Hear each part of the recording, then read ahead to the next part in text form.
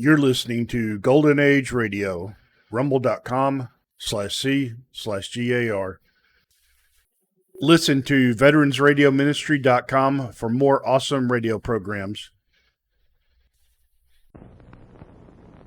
Oh, freedom, oh, freedom, oh, freedom over me. And before I'd be a slave, I'd be buried in my grave and go home to my Lord and be free. Destination Freedom.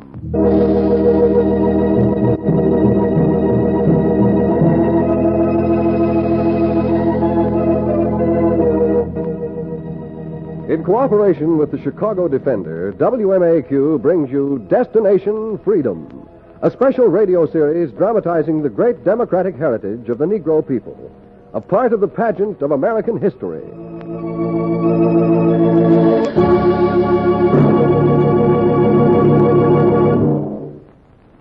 The second President of the United States, John Adams, once said, "The world will never forget the noble daring and excusable rashness of Crispus Attucks in the holy cause of liberty." On Boston Common, there stands a monument to his deed. Today, Destination Freedom tells the story of Crispus Attucks, the first American to give his life for American independence. A story entitled The Knock-Kneed Man.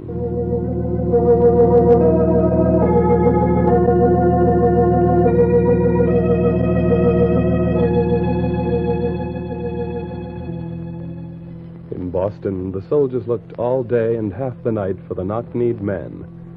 In the year 1770, when a king wrote the laws of the land, they looked for the knock-kneed man. In Virginia, young Tom Jefferson had just passed the bar.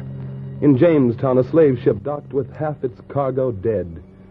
In Boston in 1770, freedom was a whisper, while the soldiers searched for the knock-kneed man.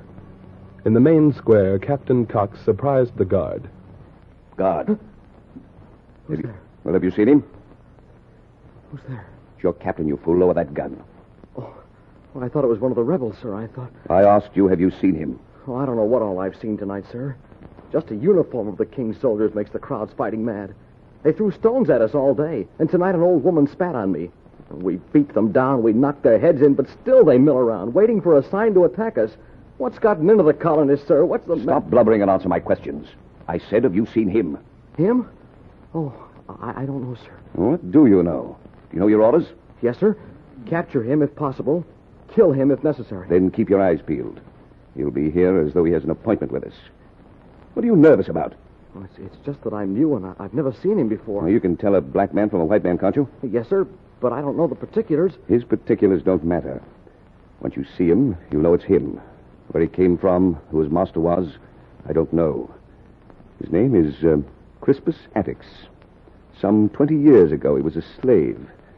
Now he leads the crowd. Wherever the rebels are, you'll find him. In the square, the captain talked, and the guard kept his eyes peeled for the knock-kneed man. Snow fell. Elsewhere in Boston, the knock-kneed man set out to keep his appointment. Walked into the night and thought of a day 20 years earlier when he made his appointment.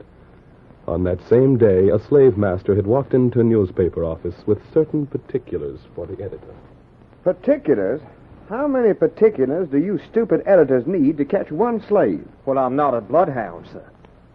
Do you know who I am? I haven't the slightest idea. I'm Cyrus Brown of Farmington. I own the mills your paper comes from. Well, if you'll just describe your man, Mr. Brown, we'll run an ad every day.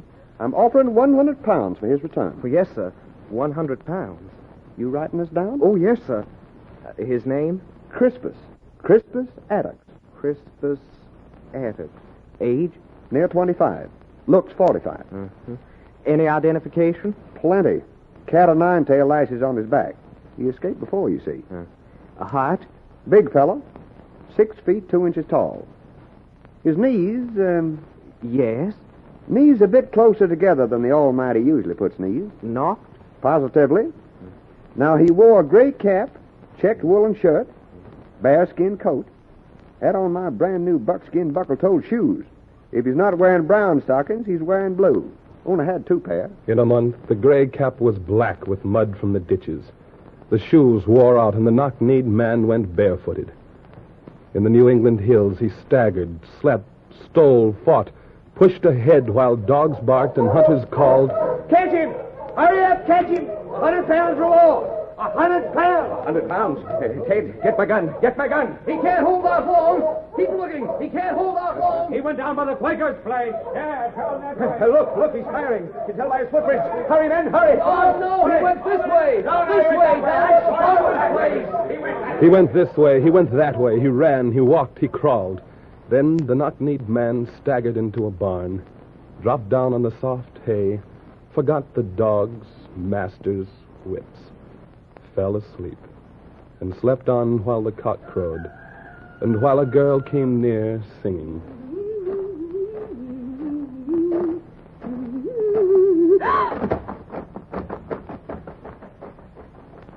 Slept while she ran off and told her father. Yes, now be calm, Abigail. Reach me my shoes. Be sure it's the runaway slave. He looks like the papers say. We shall be needing the reward to pay off the king's men. Praise the Lord. What does he intend to do with him, Father? I'll just let the Lord guide me. Where's the gun? How much reward was it? 100 pounds. But we can't... We can. There are quarterman troops in every big farmhouse. That much money could pay them off. Pay taxes, too. But, Father, the church says you can't... Don't remind me of that girl. These like thy mother. Rest her soul. Well, I'm ready. Don't stand there. What would the Lord say? Would the Lord want us to be slaves to the king's troops? 100 pounds don't come our way every day. Now, lead the way. And in the cool morning, while the farmer figured the trigger of his blunderbuss, the knock-kneed man turned on his back as the cock crowed twice and opened his eyes.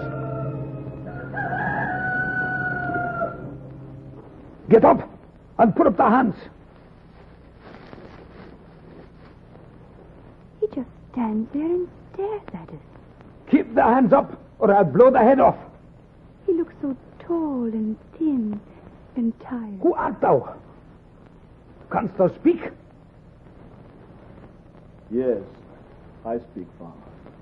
Put down the gun. I'm not here to harm you. I said, who art thou? I'm Crispus Attucks. You see, gal, it's him. Who's thy master? I'm my own master. No such thing. Thee belongs to Brown. Thee's going back to him. I'll never go back to slavery alive, Father. Then I'll take thee back dead. Father, he doesn't mean that. The church says to... Never mind, girl. It's money we need. It's money we'll get. I'll say it'll be a dead man you'll get. Do you think I dared the dogs and the hunters and the hunger?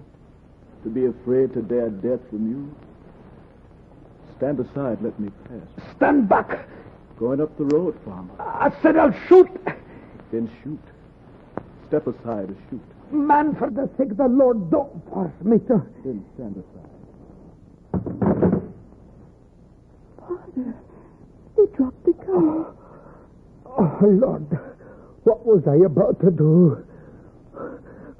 What has death and the fear of the king made me become?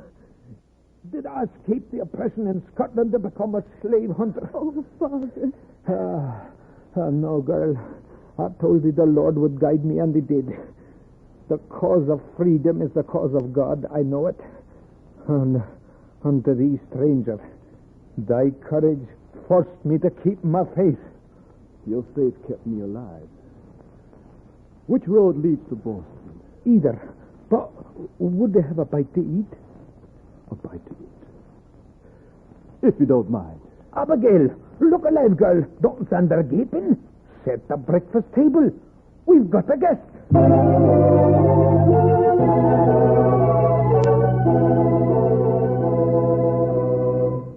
The farmer fed a guest who was hungry for more than food. In New York, the people burned the image of King George. In Boston, a whaling ship skipper looked for sailors. Near the Quaker farmer's house, a British captain was on his way to quarter his troops on the farm. Inside, the farmer and the knock-kneed man spoke of ships and sailors. It's on the sea where we can be free, man. Head for the docks of Boston. Do as I tell you. Is the sea free? Oh, for some it is. Find my brother Angus. He's skipper on the whaler. Tell him I sent you. Is he sending him to Uncle Kirk? Mind your manners, Abigail. Attucks will be wanting another glass of milk. Yes, Father. You think he'll take me on? Might as well try. It's a rough crew he's got. But thou can take care of thyself. Father! Yes, Abigail? Soldiers are coming up the walk. Soldiers? The king's soldiers. There's a captain in front. Are they looking for Attucks? No, not this time. No, it's for me. Why, Father? Open in the name of His Majesty. Open in the name of the King. Let them in, Abigail. I know what they come for. What art thou going to say to them? The Lord will tell me what to do when the time comes. Let them in. Yes, Father. You needn't hold me out and hide your valuables, farmer. I am not here to rob you. Then what art thou here for? Answer questions. Don't ask them. We need your farm to quarter the king's troops. Quarter the king's troops? Is there a war? There's no war, but there are rebels and radicals agitating against His Majesty and his laws. Our soldiers will see that taxes are paid and the laws are carried out.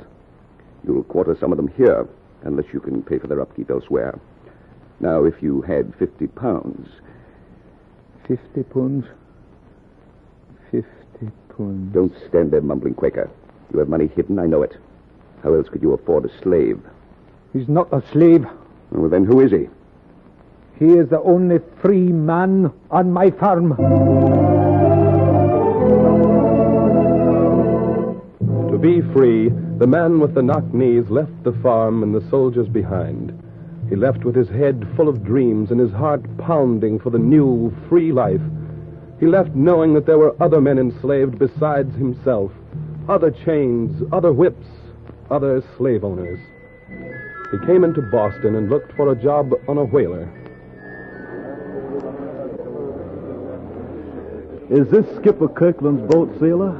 Yeah, but we ain't taking on no stowaways. I'll be off. All I want is work, sailor. Work? On this ship? You hear that, boys? Tenderfoot wants to work on the toughest ship on the sea. So get going while the going's good. Here. What's going on? Here? This here man comes aboard, sir, says he wants work. Well, has the king passed a law against that? What do you know about the sea, mister? Only what your brother said. That it's free to some. Free, he thinks. He's never heard of the king's blockade. Quiet, men, quiet. We need a sailor, and if a kin of mine sent him, he must be good. You know, we're a whaling ship, man. Winters are tough, works hard. Are you up to it? I'll make it. See here, Skipper, where'd he come from? He just walked out of nowhere. That's what I'd like When to did know, we Skipper. started asking men where they came from? Did I ask you what prison you escaped from, Tom? Did I ask you why you signed up, Dan? You, Joe? Andy? If the new man can stand the work he's on, I'll ask for no pedigree. Only the usual question. What's that, Skipper? Your name? Crispus Attucks. Attucks. On what side do you place your loyalty? My loyalty? Aye, with the king or with the colonies? That depends, sir. On what? On what side there'll be freedom for me. Fair enough. Mate, sign him on. You'll find the townspeople love us and the king's men hate us. We're a clannish crew. If the men like you, thumbs up. If they don't, there'll be the devil to pay. Now you'll be needing an outfit. Mate, fetch Attucks a pair of pants. As you say, sir. You've had a rough time of it? I won't deny it. You got those pants, mate? Here's some that'll fit him, sir. Well, we'll just measure and see first. Stand up straight, Attucks. Hold your legs straight, man, so I can measure you. Yes. Can't you stand straight? I am standing straight, sir. No such thing. Are you trying to make a fool of me? Why, Skipper, no wonder he ain't standing straight. He's got knock knees. Got what? Knock knees. Hey, boys, take a look at these knock knees. Well, bless my soul, he stands like an ex, he does. Mate! Look! Then the knock-kneed man looked down at his own legs, and he, too, began to laugh. The laugh rolled out across the docks. The laughter rolled out and tied the men together. Laughter rolled out in the grog shops, in the town square, in the streets. It rolled out on the ships during the long, cold nights. For 20 years it rolled out while the king made new decrees. It rolled out when the British captain came aboard the whaler and shouted, Stop laughing! Stop laughing! What are they laughing at? My men always laugh when they work together, Captain. Huh? But there's a strong bond between us. Now, there's more than a bond between you. There's rebellion in your brain. I'm here to see that it doesn't spread to other ports. By orders of the king, you and your merry men will remain in dock hereafter. But you can't do that, man. I can do that and more. Furthermore, one of your sailors has been seen demonstrating against the king's decrees. Will you call him? I have 40 sailors. You have one Negro sailor. Will you call him? What do you want with him? Call him before me. Very well. Attucks. Skipper? Captain Cox wants to see you. Oh. So, you're the one we see with the crowds and wherever there are agitators against the king. Tell me, what do they talk about that draws you to them? They talk about freeing themselves from the king, don't they? They talk about revolt. Yes, they talk about freedom. So you're not afraid to admit it. And what do you do? I listen. I listen and look. I believe you do more than listen. One act, and you'll be hanged. Remember that. We'll look for it. As for you, Skipper, keep your men in port. You hear that? I hear it, but we'll petition the governor against it. Every sailor in Boston will fight this blockade. And if the governor doesn't answer you? We'll take our case to the king if necessary. And if the king doesn't answer, Skipper? Perhaps then we'll give our own answer, Captain.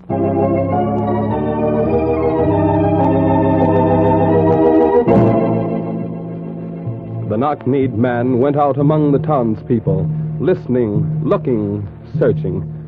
And the knock-kneed man heard the people saying, I say, Americans, tell the king to take his thieving troops out of our homes.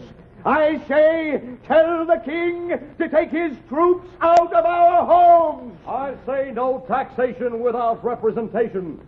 I say no laws without our consent. I say the way to deal with a tyrant is to tear him out of your system. Tear him out. I say, give me liberty or give me death. Give me liberty or give me death. I say colonists, black and white, are born free and not slaves to a king. The knock-kneed man said nothing. The knock-kneed man explored the hearts of the colonists. In the house of the skipper, the sailors waited. Watched the troops march down the streets. Watched the troops march.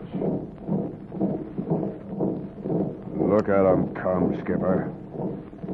How many more will they send? They'll keep sending them until we stop them. Till they've beaten us out of our homes. Why do you keep us waiting here? To keep you off the gallows. Because there's nothing else to do but wait. Till the governor answers us. And why doesn't Attucks wait with us? Attucks? Well, he's an odd one, he is. In New York last week, in Jamestown, in New Jersey. Sizing things up, he says. Like he's searching for something. Always searching. We can stop his search now, Skipper. The king's men have found us again. Well, open the door. We've done nothing wrong. Open the door, mate. Aye, sir.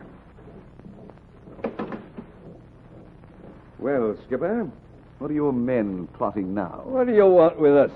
Why can't you let us alone? It's you who sent for me, Skipper.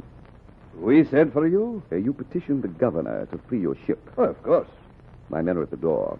Obey my orders. Will you stand, Skipper, and receive your answer? Of course. But what is it?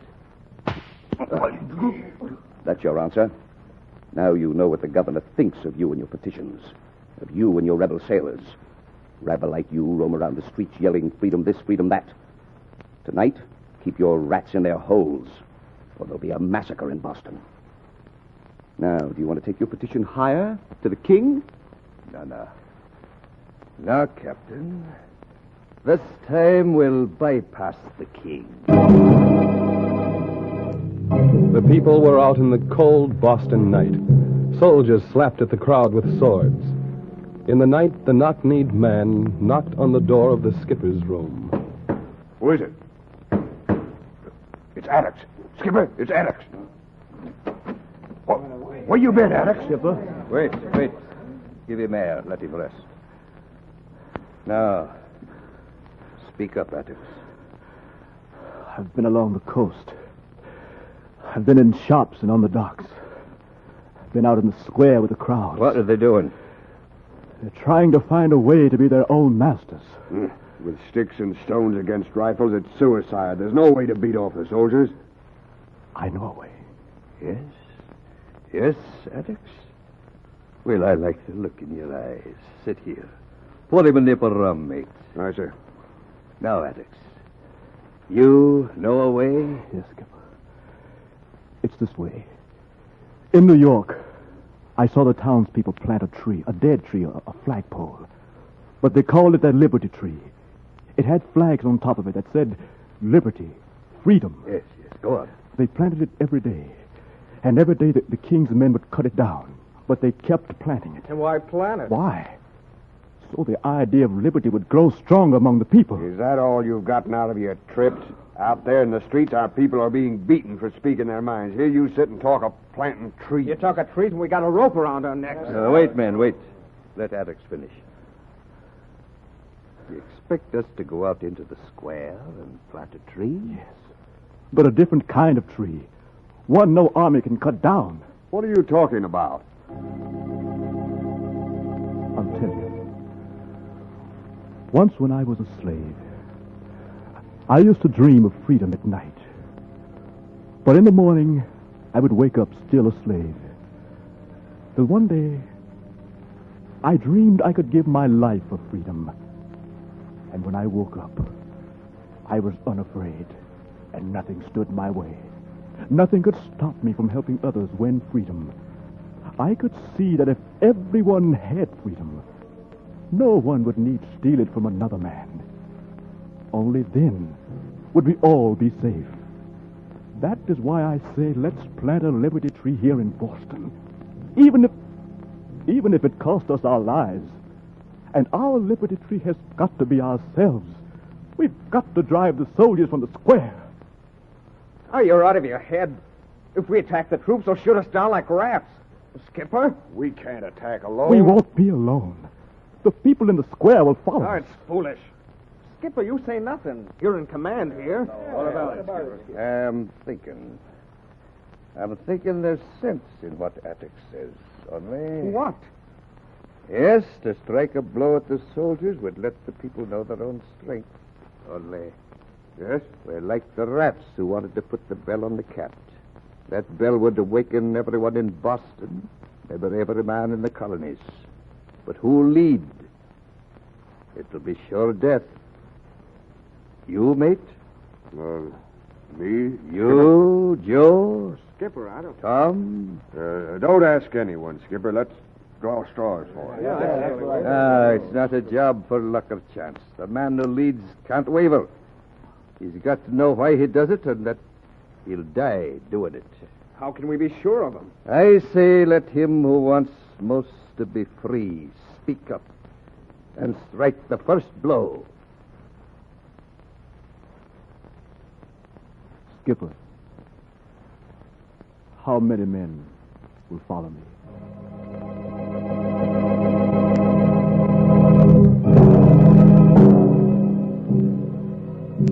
Ten sailors followed the man with the knocked knees out towards the Boston Square. 200 townspeople followed the sailors while the king in London drove to a banquet. In Boston, the captain saw the crowd and the man with the knocked knees and warned the guard. Guard, he's coming. Call the platoons together. They're ready, sir. Where is he? They're leading the crowd, coming this way. What should we do, sir? I'll warn them first. Go back to your homes or be shot. He just keeps coming toward us, sir. He's waiting on the others. Go back or I'll order the men to fire. He still comes, sir. Look, he's taking a gun from a guard. For the last time, Attucks, in the name of His Majesty, your Lord and Master, I come I can tell you, King, we are our own masters. Tell him. Fire! Tell him we are free men. He's down, Captain. He's down, but the people still pour over the square. Look, he's raising himself. Go on. You who want to be free, strike the first blow. Slid under the crowd. In his head, he heard a cock crow twice. He heard bloodhounds bark. He heard sailors laughing. And then he saw the people take the square. The man with the knocked knees had struck the first blow.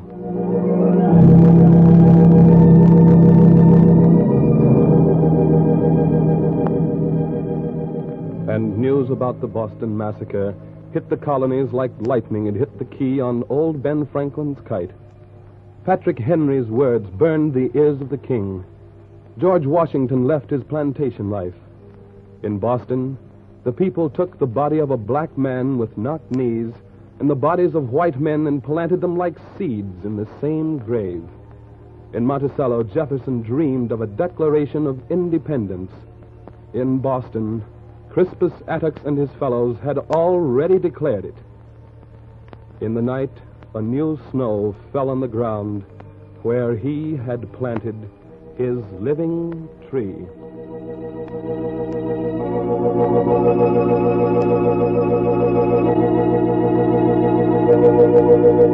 Oh, freedom, oh, freedom, oh, freedom over me.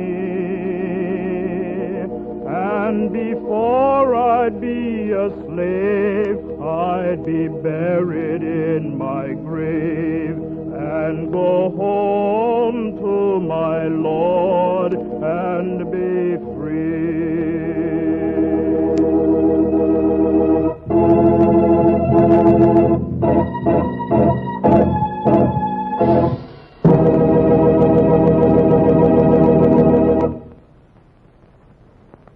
You have just heard the story of Crispus Attucks, as presented by Destination Freedom, a special radio series dramatizing the great democratic heritage of the Negro people. Destination Freedom is brought to you by WMAQ's Department of Public Affairs and Education and the Chicago Defender newspaper. Next week, we bring you the story of Harriet Tubman, one of the famed figures of the Underground Railroad. Destination Freedom is written by Richard Durham, and the production is under the direction of Homer Heck.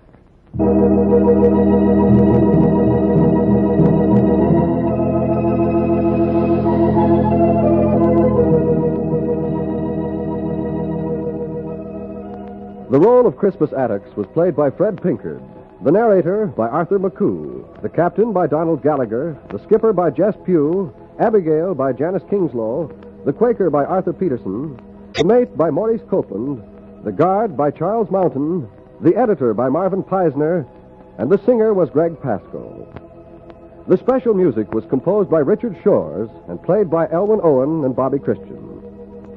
And this is Hugh Downs inviting you to be with us again next week for the story of Harriet Tubman on Destination Freedom.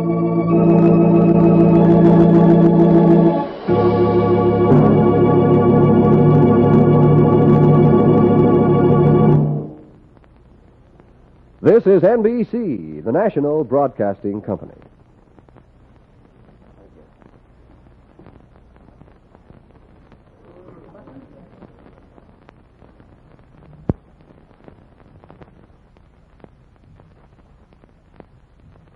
You're listening to Golden Age Radio, rumble.com/C/GAR. Listen to veteransradioministry.com for more awesome radio programs. This is George Fielding Elliott, CBS News, New York. Early this morning of April 19, 1775, CBS learned that General Thomas Gage, Commander-in-Chief of the British Army here in the American colonies, has dispatched at least 800 of His Majesty's regulars from Boston to Concord. The Redcoats have been ordered to do two things: to seize the military supplies which the colonists have recently been storing in Concord, and to arrest Samuel Adams and John Hancock, the top leaders of the Sons of Liberty, the organization which is the spearhead of the colonial resistance movement. At this moment, the Redcoats are somewhere on the road to Concord. They left Boston by the Charles River crossing early last evening. And though General Gage... April 19, 1775. His Majesty's regulars march on Concord. You are there. New England. The delicate peace between the colonies and the Crown feels the force of General Gage's march on Concord. Will peace survive, or will dawn find the colonies in open rebellion? CBS takes you back 174 years to the hour Paul Revere rode. All things are as they were then, except for one thing. When CBS is there, you are there. You Are There, produced and directed by Robert Louis Cheon, is based on authentic historical fact and quotation. And now, CBS News, New York, and Major Elliott. To seize the military supplies the colonies had been storing there, to arrest Sam Adams and John Hancock comes as no surprise. General Gage could not possibly have afforded to wait any longer before striking a major blow at the growing colonial resistance to the Crown's authority. Not to move, and move immediately, would be to risk the effective establishment of a powerful colonial force dedicated to the ultimate destruction of King George's power in these colonies. The colonists had been protesting ever more vigorously against laws passed in England by Parliament without the consent of the colonies. They refuse any longer to be exploited economically by English merchants. Incident has piled upon incident. Violence has followed violence. The Continental Congress has crystallized political resistance. Now military resistance is crystallizing. Only recently, Patrick Henry, speaking in the Virginia House of Burgesses, said, "The next gale that sweeps from the north will bring to our ears the crash of resounding arms." Goaded by epithets of insult, General Gage, tolerant, slow-moving, sometimes called the Old Woman, has finally accepted the challenge of the resistance.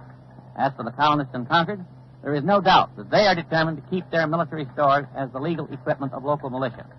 The only question is, can the fragile peace, which still exists, survive the sparks that are even now being struck by the hobnails of General Gage's grenadiers on the road to Concord? Doug Edwards is ready to report from Concord, so over to Doug Edwards.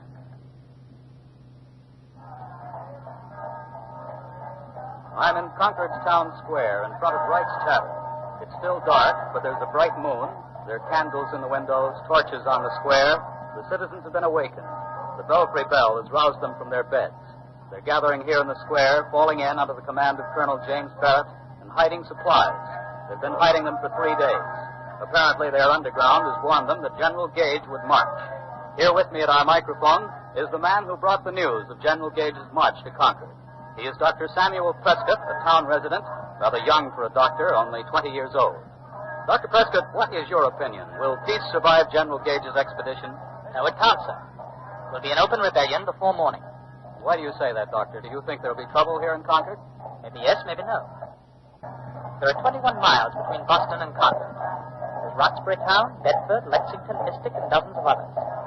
In every one of those towns, the Minutemen have been pulled out of bed and they're itching for a fight. They don't like the lobsterbacks, and the lobsterbacks don't like them. Does that look like trouble, or does it? For Dr. Prescott, there's been violence before, but no open rebellion. Yes, but this time it's different. You don't send 800 regulars to a tea party. Gage means to fight. He'll find us ready. You mean you'll fire on the Redcoats when they appear? We will fire on no one unless they give us cause to fire on them. We've never fired first. They've always provoked us. We mean not to attack, but always to defend our rights as Englishmen. Dr. Prescott, would you mind telling us just how you came by the information that Gage's troops are on the march? No, not at all. I was in Lexington last night. I went to see a young lady. As I was riding home, I met Billy Dawes and Paul Revere. Paul Revere, that's the Boston silversmith. That's right. Yes, and isn't Revere also the messenger for the Provincial Congress? I wouldn't know about that. Who sent him out? I haven't the faintest idea. I don't suppose you know where Sam Adams and Hancock are either. No, I wouldn't, sir. Well, go on with your story. What did Paul Revere and Dawes tell you when they met you in Lexington? No, it was outside of Lexington, on the road to Concord. I was going to ride in with them to Concord when we met 4 lobsterbacks. Cursed rebels, they called us. They said they knew we'd been rousing the militia, threatening to blow out our brains. They ordered us into a pasture. I took my chances, though. I spurred my horse over a stone wall by Folly Pond and shook them off. So did Billy. But they caught Revere, Lord help him. Where's Dawes now? I don't know. I'm sorry now. I can't answer any more questions. I've got to fall in with the Minutemen. Well, thank you very much. That was Dr. Samuel Prescott, who brought the report that General Gage's troops are on their way here to Concord. You heard him say that, in his opinion, the colonies will be in open rebellion before morning. If he's correct, if rebellion does come, it's a question if these local Minutemen can carry through successfully against the highly trained and well-supplied redcoats of His Majesty's forces. This Concord militia is a strange mixture of farmers, young boys, old men, and seasoned Indian fighters. None of them has a uniform. They're dressed in crude homespun pants and cotton shirts. A few wear the familiar three-cornered hat worn in this section of the colony. But their battle gear is pathetically inadequate. Some have a powder horn slung over their shoulders and firelock muskets. A few have no weapons at all. Occasionally, some of them wander in and out of Wright's Tavern and partake generously of mugs of hot rum flip. Their womenfolk are helping with the stores. They're priming muskets, giving their husbands loaves of bread and salt pork, and extra pairs of warm stockings.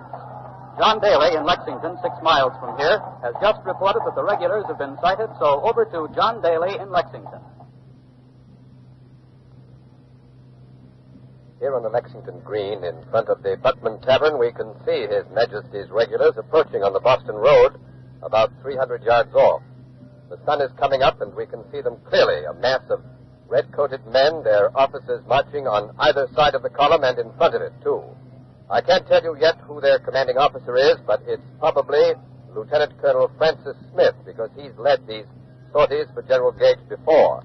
The fife and drum unit is playing Yankee Doodle, and as you can hear, playing it very badly, playing it very sourly, and that, no doubt, is a deliberate insult to the colonists. It's an old trick of the English regulars. They've done it before in Boston when they marched past the meetings of the Sons of Liberty. Captain Parker's militia is almost completely assembled here on the green. Over 60 of his complement of 75 men are already here, and latecomers are quickly filling in the ranks. The Minutemen are drawn up in a double line with their muskets at their side. If the decision is up to Captain Parker, there'll be no open rebellion here at Lexington. If Captain Parker had meant to challenge His Majesty's regulars, why, he would have blocked the road to Concord. But instead, he has assembled his men here on the green, and he has given them very explicit orders not to fire unless fired upon. About 40 of the villagers, spectators, are standing about, leaning out of windows, idling in doorways, or swinging their legs on a stone wall. It hardly seems as if any of them expect trouble here. The big question now is, what will the regulars do when they march to the fork in the road that leads to Concord? If they keep right on marching to Concord, well, then there'll be no trouble here this morning. Oh, there's Paul Revere coming out of the tavern. The British captured him but released him, and he returned to Lexington only a short while ago. Mr. Revere! Mr. Revere! Sorry, no time. Mr. Revere has gone right on by. He and another man are carrying a chest, and it doesn't look as if Paul Revere thinks there's going to be any trouble. He certainly wouldn't be so calm carrying that chest across Lexington Green if he did. Well, the regulars, His Majesty's redcoats, are almost at the fork in the road now. They're a mixture of grenadiers in their high pointed caps and light infantry. There are no field pieces, no artillery, since there was no prospect of a formal engagement when the redcoats left their barracks. They had hoped, as a matter of fact, to catch Concord completely by surprise, as you've probably been told. The redcoats' ranks are orderly, bayonets gleaming in the rising sun, the officers handsome as usual with their beautifully powdered wigs and their lace puffs. Many of the regulars we can see now, they're close up, are covered with mud from the waist down. They've very evidently waded through some kind of mud country. And, the commanding officer is not Colonel Smith. I can tell you that much. He's a younger man, a major, in fact, by his uniform, and an officer not of the Army, but of the Royal Marines. And I don't recognize him. The fifes have stopped playing. The commanding officer has given the order to halt. The order is repeated down the long red line, and the major has ordered his men to prime and load.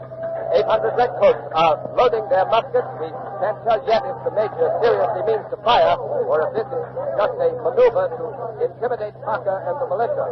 Captain Parker hasn't moved, but some of his men are calling out. Some seem to think it's folly to stand here because they're hopelessly outnumbered, but there are others who are against breaking ranks, and that's Captain Parker talking now. Listen to me. The first man who offers to run shall be shot down. Stand your ground.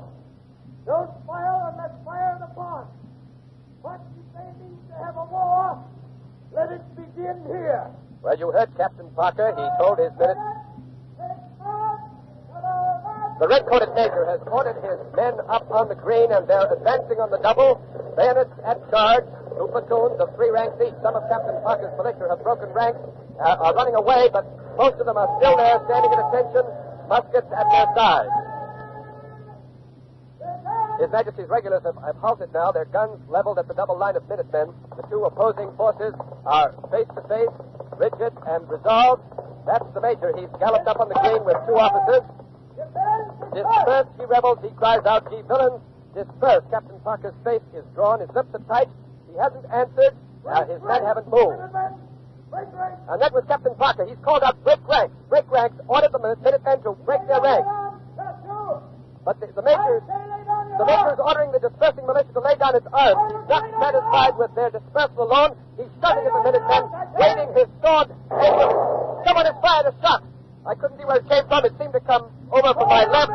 It may have been one of the younger of His Majesty's officers. The redcoats have fired point blank at the militiamen. Some of Parker's men have fallen. 3 of them. There are 5 down now. The Major is pointing his sword downward, trying to prevent another fire from the redcoats. He does not order the firing of that first volley. The militiamen are firing back without a command, without any order of any kind. They're firing spontaneously in anger. The Major's horse has been hit. It's rearing up.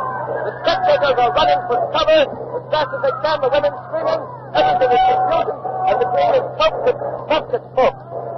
A redcoat has been hit, but the militia has broken completely. They're fleeing in all directions. But both sides are firing freely. However, most of the firing is coming from the redcoats. The redcoats are running after the fleeing Minutemen, firing as fast as they can climb and reload. The Major is still trying to stop his men from firing and to get some semblance of order, but his men are out of hand. A Minuteman has just been bayoneted on the spot because he refused to move.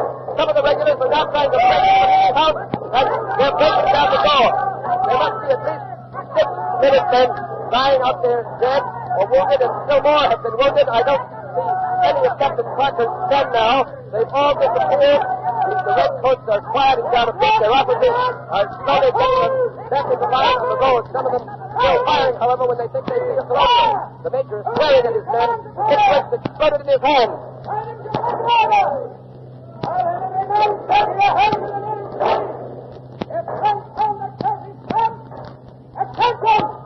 The Major is very angry. That's him now dressing down his men. The smoke is clearing. The regulars are wild-eyed and panting. And now some of the wives of the Minutemen who were hit are running out on the green to help their husbands. I can count 8 fallen men, 8 altogether. I can't tell you whether they're dead or wounded. On the other side, except for a slight injury to the Major's horse and that one wounded redcoat who now seems to have been just grazed, the redcoats have suffered no casualties. And now a redcoat, in spite of the Major, has cried out hotly, 3 cheers for victory. But the Major is giving the command to march. The long red column is stepping off down the road to Concord to the fife music and the drums. Evidently, the Major isn't allowing this awful clash that has just taken place on Lexington Green to divert him from his main objective, the military stores in Concord, and the arrest of Sam Adams and John Hancock. The wife of one of the militiamen is running after the regulars, screaming at them, but they pay no attention to her. I'm going now to try and get a full and accurate report on the casualties, but the center of attention has shifted to Concord, so back to Doug Edwards.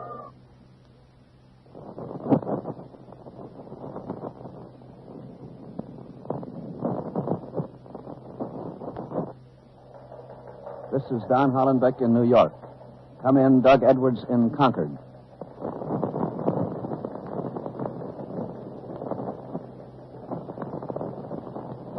Go ahead, Doug Edwards.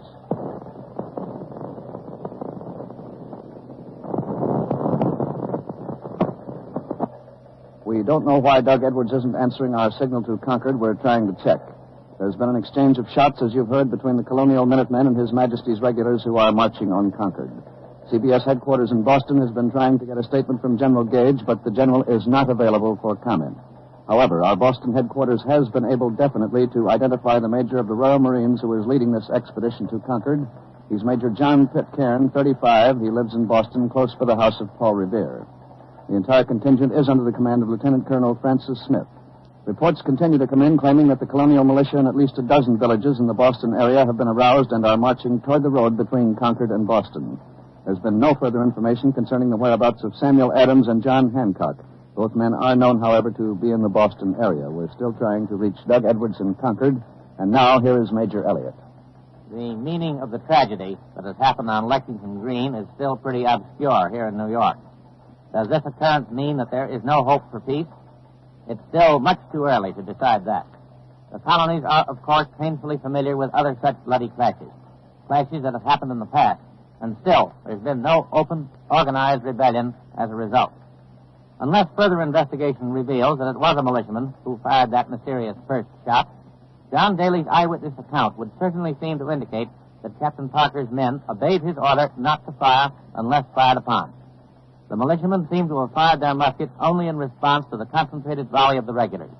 However, when word of what has happened in Lexington spreads through the New England countryside and the rest of the colonies, this word will certainly pour no water on the rising flames of resistance. And now, here again is Don Hollenbeck. Thank you, Major Elliott. Ken Roberts in Concord is calling in from a mobile transmitter. Go ahead, Ken Roberts. Are you getting me okay, Don? Yes, Ken. Yes, go ahead. Where are you? I'm on a hill outside of Concord. Where's Doug Edwards? He's inside the town. His Majesty's regulars have arrived. They've occupied Concord. We had transmission trouble before. That's why Edwards didn't get through. And when we were ready to report again, the regulars had moved in, taken over the town, and Lieutenant Colonel Smith had clamped down a tight censorship. I managed to get away from town in our mobile unit. I'm wearing a packed transmitter, and I'm here now with the Concord militia, overlooking the North Bridge. What are the militia doing on the hill, Ken? Major Buttrick of Concord is conferring with his men. There are about 400 of them now. The men of Concord have been joined by others from Chelmsford, Carlisle, Littleton, and Bedford. They're trying to decide what to do about some smoke that's curling up from the center of Concord. The men don't know what's burning, but some of them are afraid the redcoats have set their homes on fire and are trying to burn down the whole town.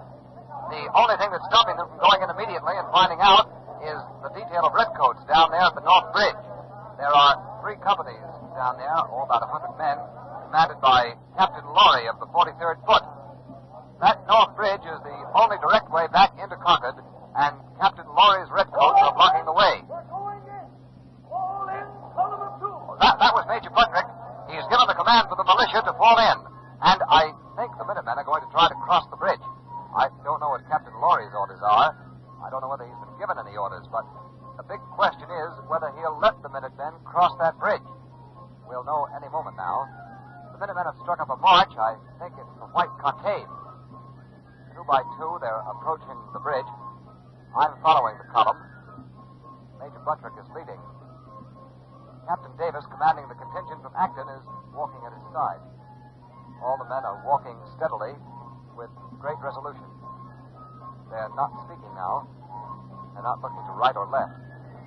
Their eyes are fastened on the regulars on the other side of the Concord River, watching the imposing mass of scarlet uniforms that sort of funnels into the entrance of the North Bridge.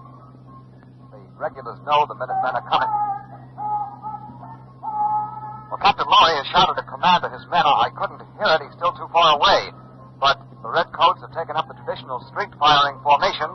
3 ranks, the men in the first rank kneeling, the second stooping, the third aiming muskets at eye level. It's a strange move. I don't understand it. If Captain Laurie means to start a fight, his men are jammed into the small bridge area right out in the open, and the regulars are also outnumbered 3 to 1. Captain Laurie has ordered some regulars to rip up the planks of the bridge. He's going to try to stop the Minutemen from crossing. There goes one plank, and another. That was Major Buttrick. He shouted angrily to the redcoats to desist, to leave the planks. This is our bridge, Major Buttrick screamed. And the regulars have stopped. They've stopped tearing up the planks. The Minutemen are almost at the bridge now. The redcoats are on the other side. Only about 75 feet or so of the Concord River separate the 2 groups. The Minutemen keep marching. And another... 3 shots! The Redcoats fired 3 shots just now, and they splashed into the water.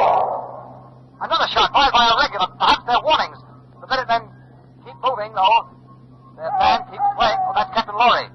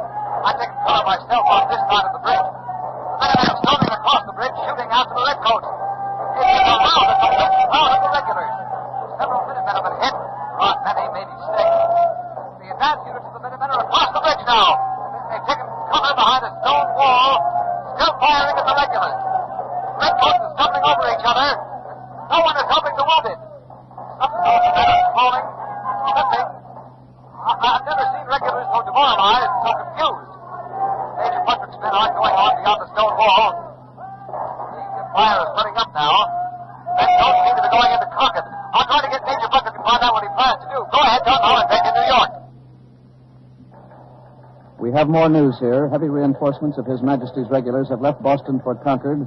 Almost 1,000 troops under Lord Percy are moving along the road to Lexington. It's believed the request for those additional troops came by courier from Colonel Smith and now Major Elliott. 1,000 fresh regulars on their way to Concord, and the road swarming with newly arriving militia. These are fast-moving developments, and they are certainly ominous. Can Lord Percy get past Lexington without a fight? And what are his orders? Are they merely to help Colonel Smith accomplish his original objective? Or has General Gage suddenly decided on stern measures against the gathering colony?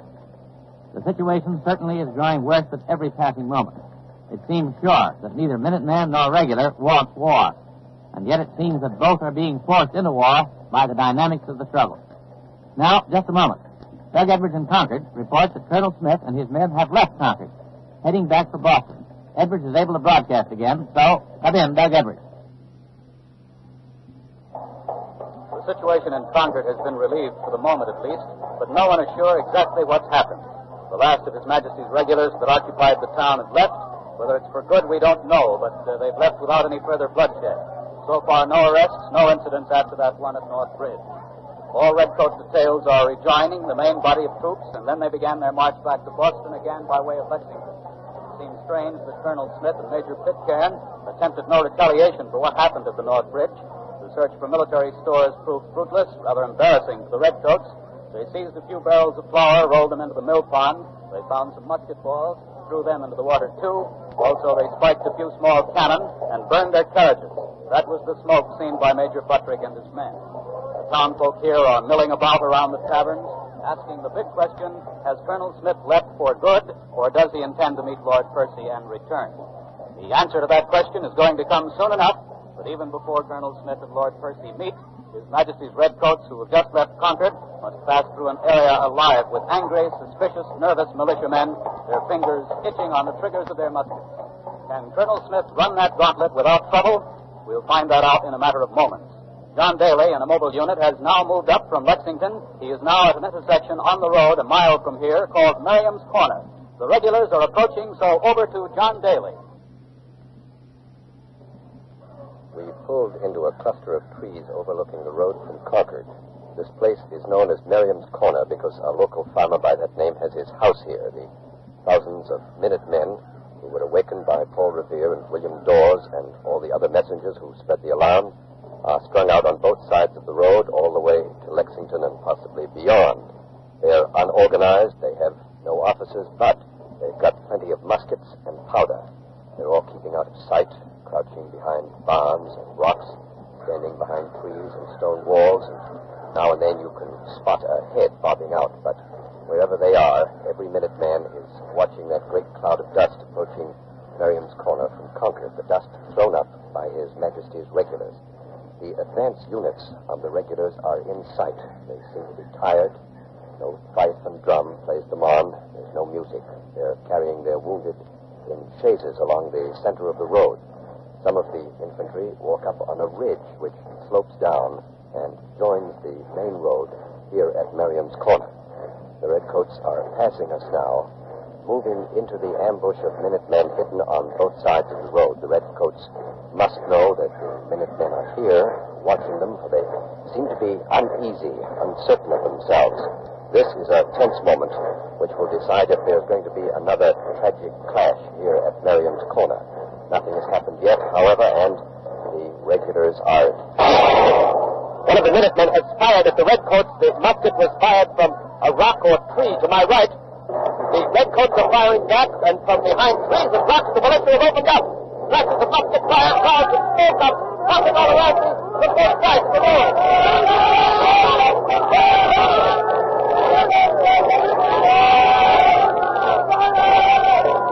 Every rock, every wall, suddenly come alive. The Redcoats are falling. His Majesty's Redcoats are falling, but they keep on marching because it's the only thing they can do. This could only mean war. There's no doubt about it. It's open rebellion. The colonial militia fired first here without provocation by the Redcoats, but the militiamen remember Lexington and Concord, and they picked up the gauge of battle. The musket balls of the militiamen here at Merriman's Corner. April 19, 1775. The Minutemen fire first at Merriam's Corner, and open rebellion begins. You have been listening to Lexington, Concord, and Merriam's Corner, another broadcast in the series You Are There, produced and directed by Robert Louis Cheon. Lexington, Concord, and Merriam's Corner was written by Howard Merrill and Mr. Cheon. Next week, April 12, 1861, Fort Sumter. You are there.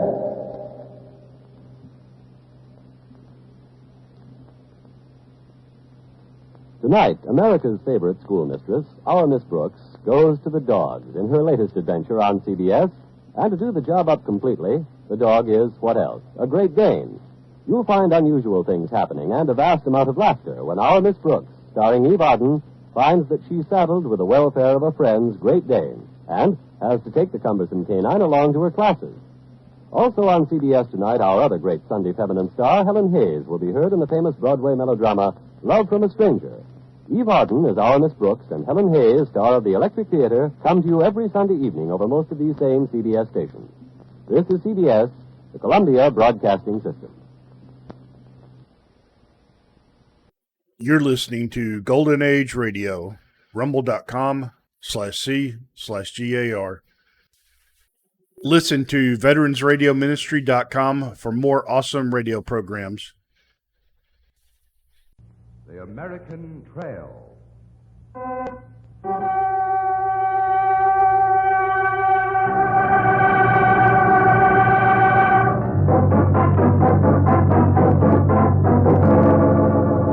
The American Trail. Blazed in blood. Defended in blood.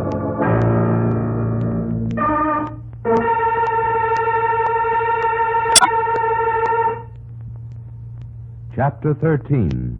The Brave Flag.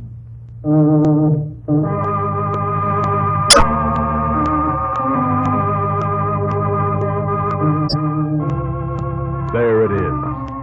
The flag. A familiar sight, a familiar thing. You see it everywhere. But most often you see it in your mind's eye. There it is, stretching tautly in the wind on that ship bearing past the Statue of Liberty. There it is, hanging limply from the flagpole of an army post in Kansas, heat-worn, almost in dead center of the great continent. There it is in that picture, 4 Marines and a stick of wood and a piece of cloth and a splash of color at an insignificant place called Iwo Jima. There it is in your heart, that feeling that it's always been flying, always will be flying, someplace, somewhere. The flag. The American flag.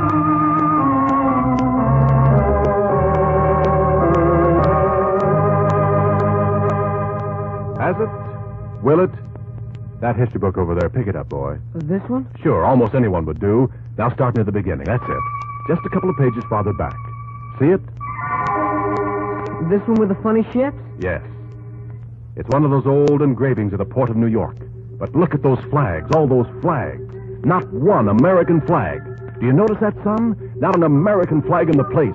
No, it wasn't always there. It had to be put there. In June 1776, in New York. And when we meet in Philadelphia, gentlemen, we hope we can devise an instrument for the good of ourselves and all these... What are you going to do, Moses? Going to get out. But Jefferson's right. We can have independence from England. We can have our own country here. I'm not taking any chances. You'd better not. You see that man up there?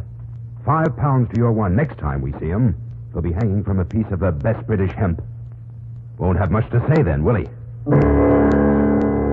That's the way it was. Some did, some didn't, but enough did. Now, that man they were talking about, he didn't hang after all, but he did almost die of cold and hunger at Valley Forge, and he saw his men die in pain at Trenton and Monmouth and Yorktown. Don't let those old pictures fool you. A bullet in the head hurt just as much then as it does now, and a lot of the men who died didn't even have a decent pair of shoes to die in. And that man they were talking about... I, George Washington, do solemnly swear that I will faithfully execute... Piece of cotton, splash of color, stick of wood. It could have been ripped down before it even got up there. It could have died of boring. The American Republic was a babe in arms. The British Empire was the greatest naval and military power in the world. In 1812... Team 2, we're boarding to take off English subjects. Stand off! Stand off, or we fire! War of 1812, just a few pages in the history book. But when it was over, the American flag could fly in freedom over the 7 seas. Yes, the flag could have died of boredom. It could have been buried on plains or mountainsides or desert as the pioneers moved westward. Because the land didn't give an inch either, son. The flag could have been ripped apart in 1860. Just keep on flipping through the book. War between the states. The picture, a pup tent, a general, a president, a photographer, the American flag.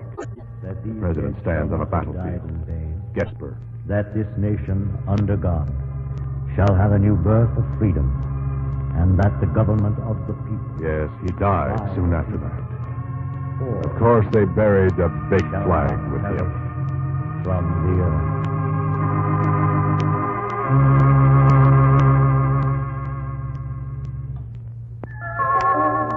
Look, the pictures are getting better now. See that old coal-burning cruiser? You can practically hear Admiral Dewey snarling for full speed, bellows busting, fire all guns, and the flag, and this picture, right up into modern times now.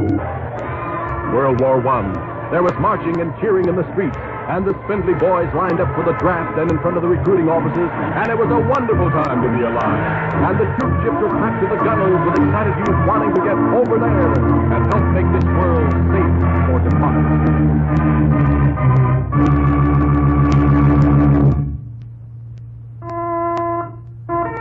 But little flags flew over little plots of ground where other flags were buried in the hearts of the countrymen. In France and Belgium and the cold floor of the North Atlantic.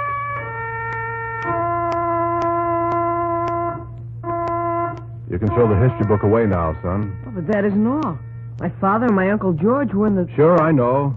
The Second World War. Sure, that's happened. But the history's just being written now. Oh. The pictures will be better, of course. Excellent film, magnificent shots from all angles, theirs and ours. That's the thing about pictures. This one.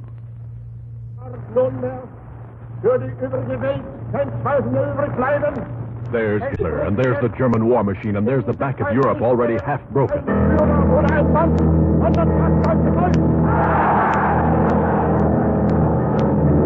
not our place! They're gas! And that's another picture even closer up. Pearl Harbor. A despot in the west, another despot in the east, and suddenly the great American continent seeming vulnerable, at bay. And now the pictures crowd one on top of another. A prime minister speaks, Winston Churchill. Not only the British Empire now, but the United States are fighting for life.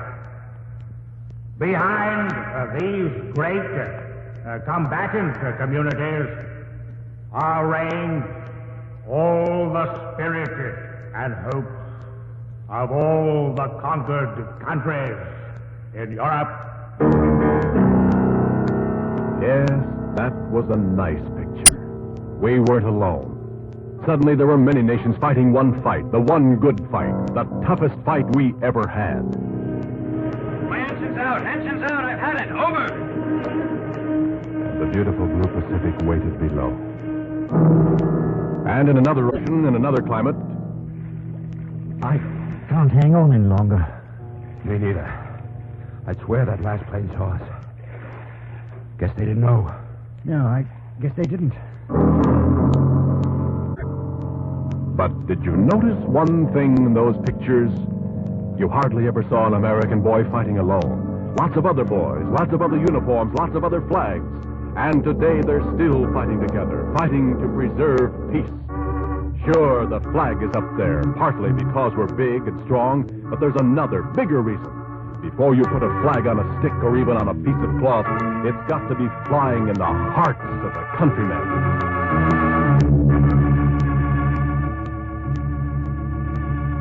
What of the flag? What of the hearts of the countrymen?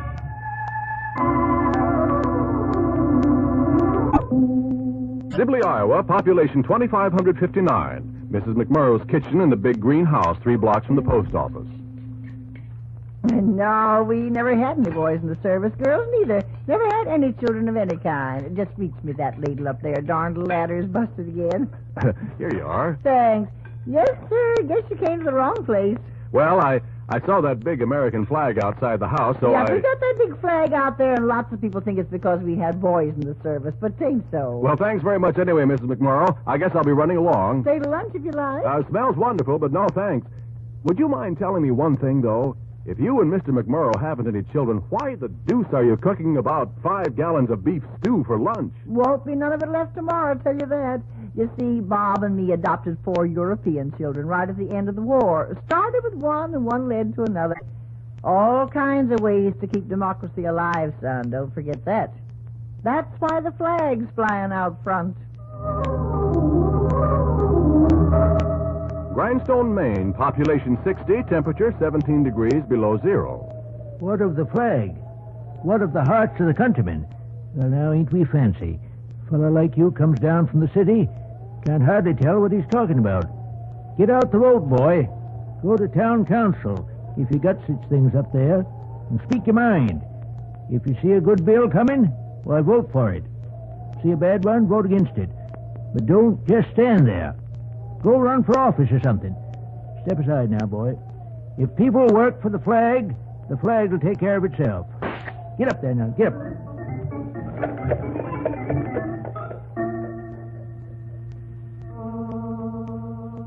I'll try if you want me to, but I think all that anesthetic that they gave me hasn't worn off. That's all right, son. Well, to me it's like that thing there in the New York Harbor. You mean the inscription on the Statue of Liberty that says, "Give me your tired, your poor"? Yeah, that's it. You see, that means something personal to me. My grandfather came from Poland, and he memorized that. It was the first thing he learned when he learned to speak English. I guess the flag means something different to everybody. To me, it means that once this country stepped down and said, "Come on in, join us, for better or worse." Being a soldier in Korea means it's... For the worse right now, that's only part of the deal. But it's not the only part of the deal. Unquote. Don't forget to spell my name right. Hey, what's the rest of that? Give me your tired, your poor, your huddled masses yearning to breathe free, the wretched refuse of your teeming shore. Send these, the homeless, tempest-tossed to me. I lift my lamp beside the golden door. Sleep tight, soldier.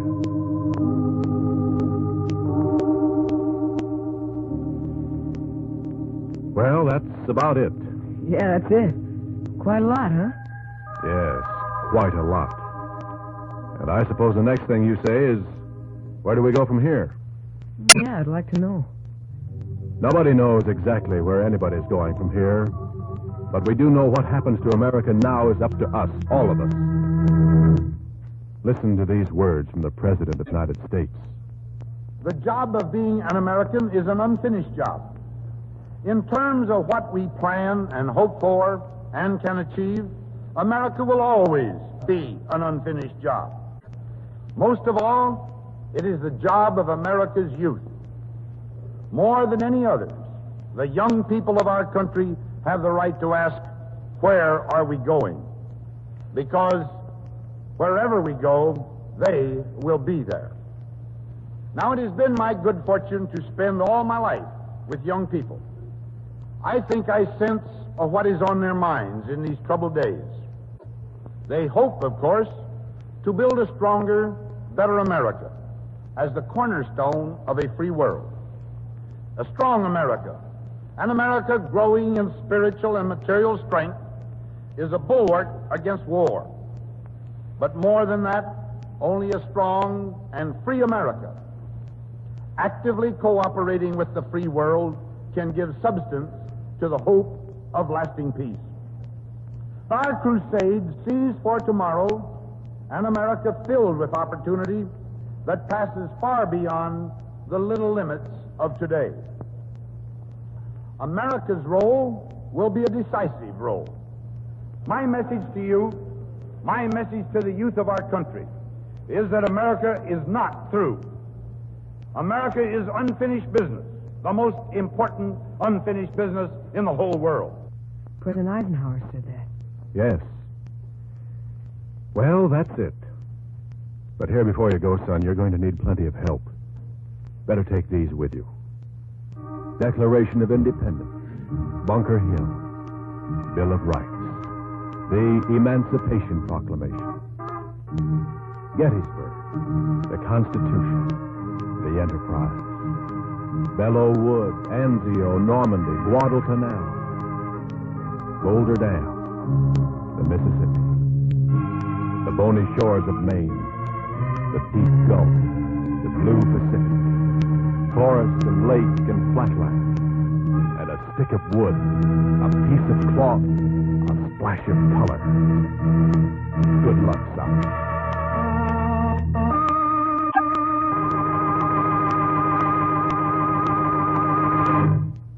This is the final chapter of The American Trail, brought to you by the Ladies' Auxiliary to the Veterans of Foreign Wars.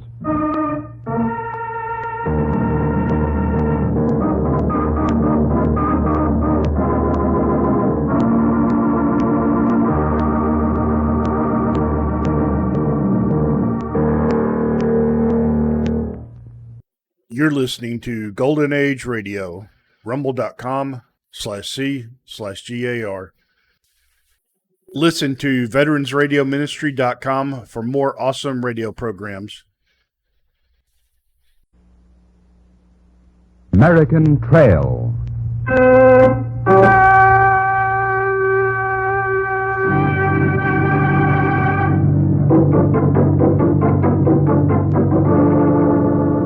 The American Trail, blazed in blood, defended in blood.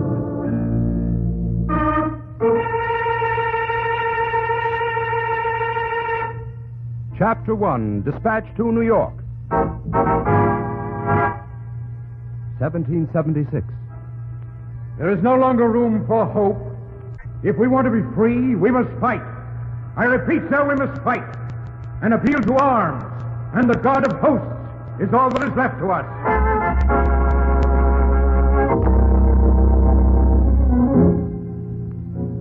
In 1787, almost 9 years later, a stagecoach hurtled along the rough lanes that led from New York to Virginia. Inside the coach sat Tom Farrell, a newspaper reporter from New York City.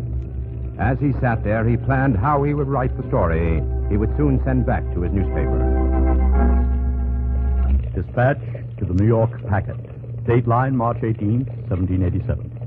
Your humble servant, being considered by his betters fit to report the events to occur in Philadelphia in May of this year, and having at his disposal a few weeks to spare, is now taking opportunity to travel by stagecoach to Virginia, there to interview one Patrick Henry, an aggressive opponent of the new American Constitution.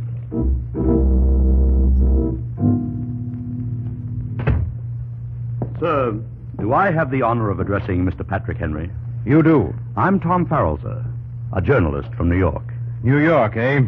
Well, I can't blame you for wanting to come to Virginia. Sit down. Thank you, sir. And let me tell you something. I'm not an overly cautious man, so you'd best mind what you ask me. And speak up while I pour a glass of cider. Sir, is it true that you oppose the signing of the Constitution? It is. Would you care to say why? Not at all. The 13 American colonies did not wage a bloody war to win their independence from a foreign king in order to calmly surrender that independence to a central government. It's this idea of one central government ruling all 13 states that I oppose. But, sir, Virginia would be represented in the central government. We want independence, not representation. And I'll oppose this Constitution with as much vigor as I oppose the Royal Crown. The Constitution had not yet been approved or signed. It was still just a piece of paper. And Patrick Henry, in opposing it, was asserting his right as a free man to express his own personal opinion of the most important issue of his day. On the way to Philadelphia, newspaperman Tom Farrell became friendly with one of the delegates who was also traveling to the convention where the Constitution would be debated and signed. Signed, that is, if a sufficient number of delegates approved it. Newspaperman, eh? Yes, sir. Well, what do you think about this Constitution? Well, I don't really know. You don't know. Of course you don't. Nor does anybody else in their right senses. Well, it's pretty much the first time in history that people have been able to assemble and decide for themselves what kind of government they want to live under. You can't deny that. Why do we need any government, eh? Don't you think we do? I'm from Western Pennsylvania. Why should we pay taxes to anyone outside Pennsylvania? Mark my words, there's going to be a stack of trouble in Philadelphia. There'll be blood spilled. There's some being spilled now. Listen. Men who but a few short years ago had fought shoulder to shoulder for independence were now shooting at each other across disputed state lines. Tom Farrell knew that America could not survive unless all the states were united under one central government. A few days later, Tom Farrell sat in one of the crowded taverns of Philadelphia with the delegate who had been his stagecoach companion. Look around, Mr. Farrell. You smell trouble? I was looking at faces. Grim faces, eh? Grim and serious. Not a smiling face here. Keep your eyes on yonder table. See the fellow with one hand touching the hilt of his sword? I'd appreciate it if the gentleman seated opposite me would repeat his previous statement. With extreme pleasure, sir. I'll repeat my statement and my intention, if need be, to defend it with my sword. It is my contention that the southern states have no business joining a union, and that they should be separate and apart from your northern states. Defend yourself! A duel. Tom Farrell, watching the two men, sat there horribly fascinated. Two men slashing at each other with cold steel, fighting to the death over a piece of paper that the Founding Fathers hoped would bind together 4 million people.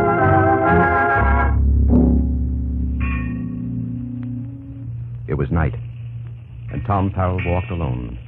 He walked until he found himself in the ghostly silence of the Philadelphia waterfront. He wanted to think and to be alone. Good evening to you, sir. Huh? Oh, good evening. A real bit of pleasure seeing a living soul down here. It's like a graveyard. Aye, lad. It's dead, all right. Look for yourself. American ships, a good dozen of them lying there idle, empty of cargo and their timbers rotting. But why? Why aren't they loading cargo and sailing? You should know that, lad. Foreign countries will have nothing to do with us. In their eyes, we're not a proper nation. They didn't recognize us. Now, what is General Washington going to do about that, sir? I don't know. I wish I did. What about those other fellas? Madison, Monroe, Hamilton, all the rest of them. What are they going to do about American ships lying idle? Yes, what were they going to do? These men who had framed the new Constitution. In early May, Farrell was granted an interview with a very old but a very great man who had seen more of the world than any other living American statesman of his time. So you write for a newspaper, eh, boy? Yes, sir, the New York Packet. Well, I do a little writing myself. Here, let me pour you some tea. Thank you, sir. And make yourself comfortable, Tom. Sir, I was just reflecting. When I'm married and have children, it'll be something for me to talk about. That I sat drinking tea with the great Benjamin Franklin. Oh, you better keep it to yourself.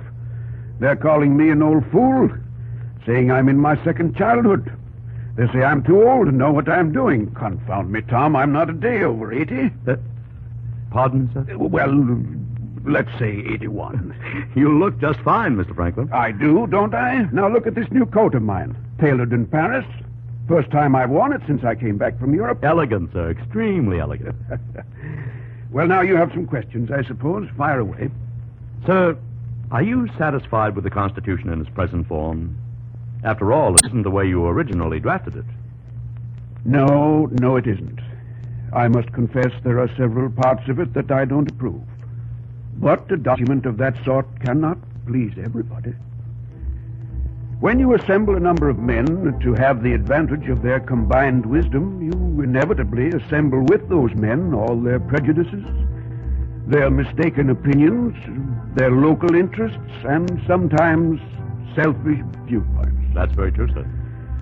But you know, Tom, it astonishes me to find this Constitution, with all its margins for error, so near to perfection. I believe we can build a fine nation if we follow this charter, and we must. The rest of the world is watching us. Still, not everybody seems to want it. No, it has its enemies, but the will of the majority of people must be served. The majority, not the minority, must rule this land of ours. But the will of the majority of the people did not concern the minorities who fought tooth and nail against the American Constitution. Just as today, when wicked groups in America would wreck our way of life, so in those days, there were those who were prepared to use any methods they could find to prevent the Constitution becoming law. And Tom Farrell, sitting in a tavern a few days later, was scared.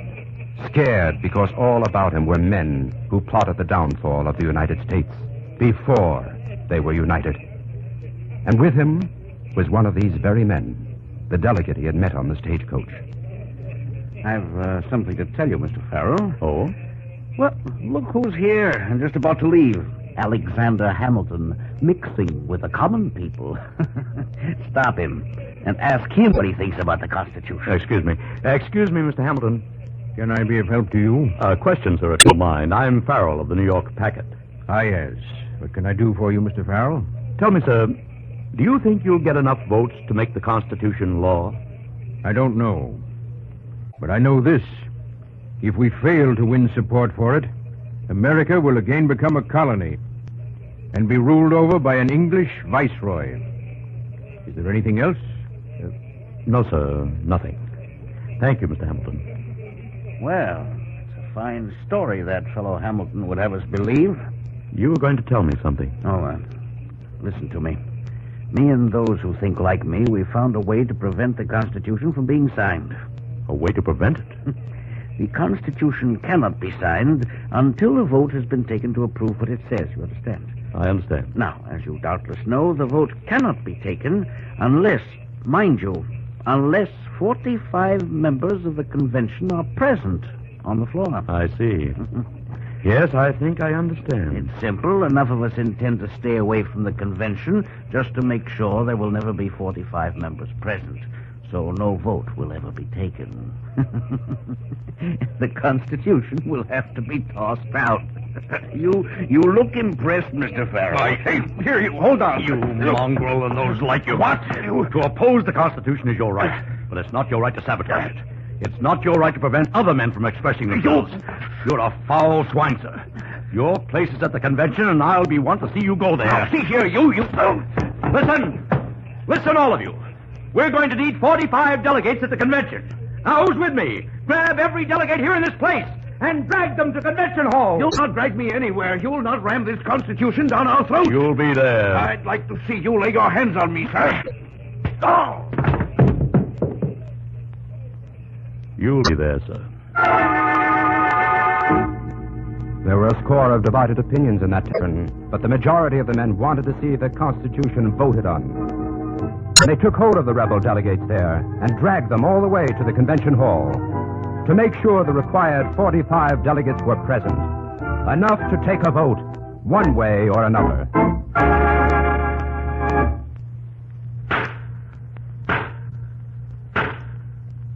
The Constitution faced life or death. For the first time in many long weeks, there was a silence at the convention. And General Washington, the man who had led American troops to victory in the Revolutionary War, faced the assembly. We who are gathered here must now determine by a vote once and for all whether or not this document, called by us the American Constitution, shall decide for this generation and all those to follow a way of life dedicated to individual liberty and the security of all the states.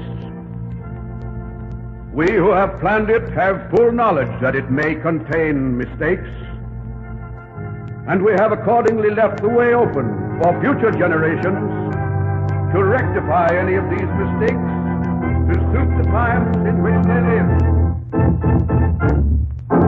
A few hours later, Tom Farrell wrote the final paragraphs of the story he would send to New York. September 17, 1787. Dateline, Philadelphia. Dispatch to the New York Packet. Your humble servant, having witnessed the conclusion of the events in this city, is able to report that the American Constitution has been approved by a majority of the delegates sent here by the 13 states. All that is now left to do is for the states themselves to ratify and make the Constitution the law of the land. My last impression of it all is the look on General Washington's face.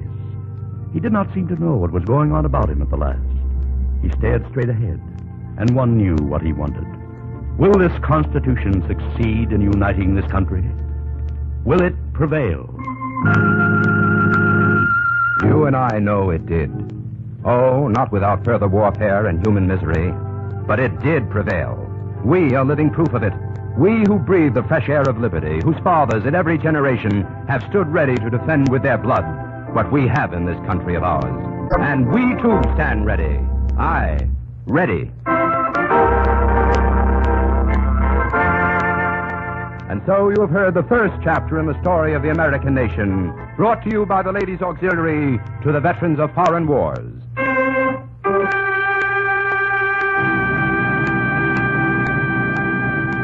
Next week, another story to make you proud of this great country of ours as we follow the American Trail.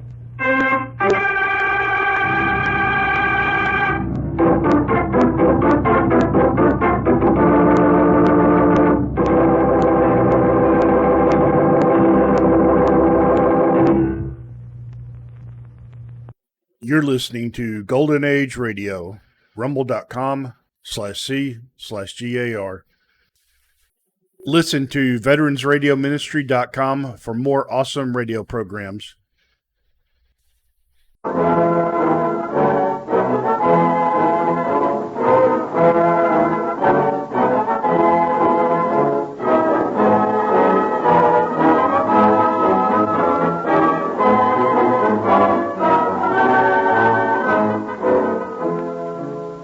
We hope our listeners aren't tired of hearing Happy New Year, because all of the people connected with this program wish to extend their hearty and sincere greetings, with every wish that 1936 will be full of gladness for you.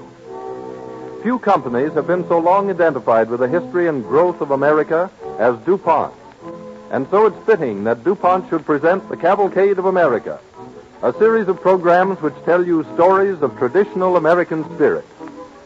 It is the belief of the sponsor that a very real expression of the nature and tempo of American life is found in the ideal of DuPont's research chemists. Better things for better living through chemistry. Your comments on this series of programs will be appreciated very much by the sponsor.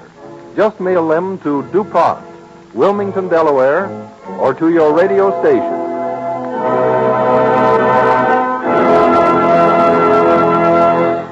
This evening's story concerns the Declaration of Independence. Our Cavalcade Orchestra sets the stage with Victor Herbert's American Fantasy, which makes use of historic American airs.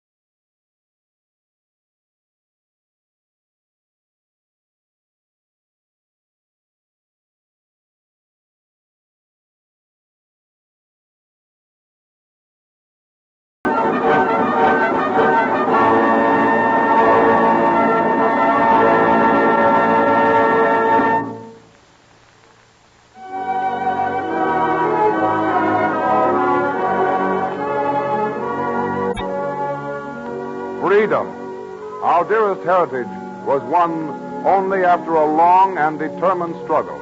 And the document which sets forth our reasons for founding an independent nation did not spring into being spontaneously, as many think. Let us go back to a June evening in 1776. On a street corner in the metropolis of Philadelphia, a crowd has gathered.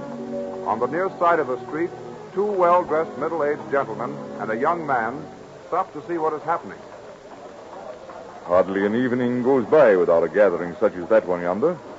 Go over and see what it is, Philip. Yes, Father. Talking politics as usual, I suppose. How will it all end, Mr. Dickinson? Well, peacefully, I hope, Mr. Temple. I stand with our king. Like him, I have no patience with the fellows who are always shouting independence. Perhaps if the king had a little more patience, these cries of independence would not be heard. When did you join the ranks of the rebels, Mr. Dickinson? I thought you were one of the staunchest supporters of reconciliation. I am, Mr. Temple.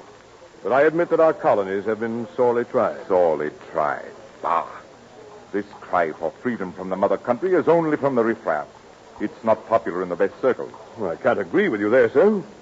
There's General Washington, Dr. Franklin. Washington is a fire eater. Franklin is a supreme egotist. I'm speaking of men like yourself, sir? Well, yes. I owe allegiance to my king, and I brought my son up to think as I do. Father? Yes, Philip? It's a man handing out pamphlets. I brought you one. It's called Common Sense. Common sense.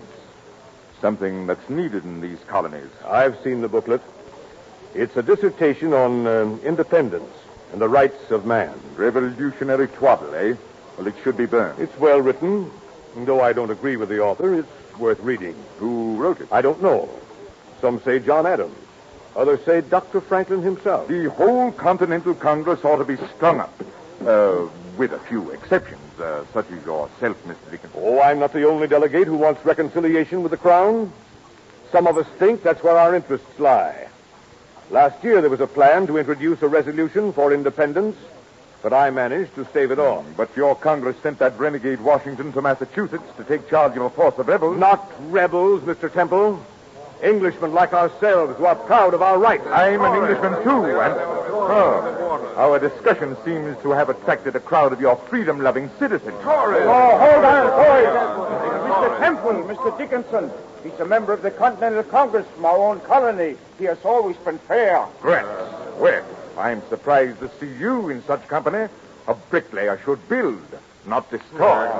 Wait a moment, gentlemen. Don't let's have any argument. The watch will be along shortly, and then I suppose we'll be arrested and shipped to England for trial. He wants reconciliation with the king. I've seen the petitions he writes. We're loyal subjects of the king, dutiful children. Why don't you have you to this pamphlet on common sense, Mr. Dickinson? My answer will be made at the proper time. I'm not against you. Truly, I'm not. I'm as fond of my country as you are.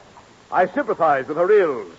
I only differ with you regarding the remedy. The remedy? I can't help feeling that if the colonists could convince the people of Great Britain that we're in earnest about our rights and willing to defend them, the British government will back down as they did in the case of the Stamp Act. Well, why argue with them, Mr. Dickinson? Traitors should be sent to prison. Mark my words, this country will never be free of British rule. Hey, listen to Tom Paine. Thank you, Gratz. This bickering won't get you anywhere. If you're looking for a fight, I'm sure that General Washington will welcome you as recruit. Go on about your business. I want to talk to this gentleman myself. Yes, go along, all of you. Go. I thank you, sir. I'm in your debt. Did I catch the name as Paine? Yes, sir. This is Thomas Paine, Mr. Temple. An Englishman by birth and an American by adoption. You handle those curs superbly, Mr. Paine. Don't call them curs, sir, lest they turn on you and bite. I felt I must send them away because I am more or less responsible for their overzealous demonstration. How so, sir? It was this treasonable booklet called Common Sense that made them yelp at their betters. This booklet, sir, was written to excite the minds of the people. It was conceived as a protest against tyranny and oppression. You are familiar, then, with this seditious pamphlet? I wrote it, sir. What? And my intervention in your behalf was to ask you to read it. You and your son. I'll do no such thing. Nor Philip. Yes, Father, I'll read it. Perhaps it will explain to you why there are men like these who have just left us. What do you mean, sir? We have men like these, sir, because of men like you. Good night, gentlemen.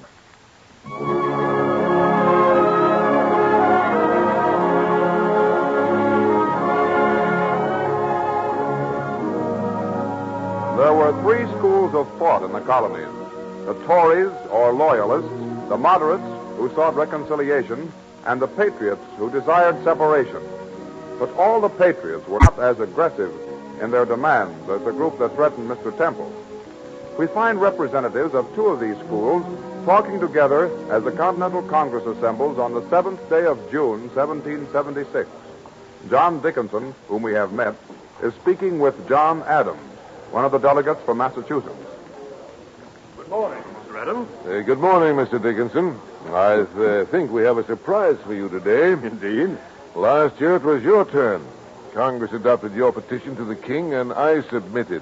This year I trust you will give way with as good grace. Well, what do you intend to... You'll learn soon after Mr. Hancock calls us to order.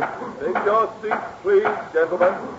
Good morning, Dr. Franklin. Good morning, Mr. Dickinson. May I sit with you and the other members of the Pennsylvania delegation? With pleasure, sir. What is Adams hinting about?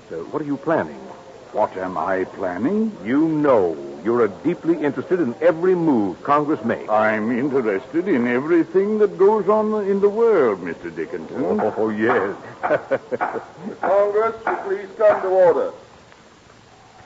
If there is no objection, we will dispense with the roll call, the readings of the minutes. Proceed to new business. Do I hear any objection? Any objection, Mr. Dickinson? No, Dr. Franklin. I'm waiting to see what new move you and your friends are planning. The floor is open for new business. Mr. Chairman, the chair recognizes Mr. Richard Henry Lee of Virginia. Mr. Chairman, as instructed by my colony, I move this resolution. Resolved that these united colonies are, and of right ought to be, free and independent states. That they are absolved from all allegiance to the British Crown, and that all political connections between them and the state of Great Britain is, and ought to be, totally dissolved. Gentlemen, please. Do I hear a second? I second the resolution. The resolution is seconded by Mr. John Adams of Massachusetts. Discussion. Mr. Chairman. Mr. Dickinson. This is far too important a matter to pass without proper discussion and serious consideration. I move you, sir, that Congress resolve itself into a committee of the whole to consider this resolution. I second the motion. Mr. Dickinson's motion is seconded by Dr. Franklin. Why, you, Dr. Franklin? I thought we disagreed. We do, John. But the more obstacles you put in our way, the surer we are of reaching our goal. It's one of the best traits our English heritage has given us. Question. I'll put the question. All in favor of Mr. Dickinson's resolution? Aye.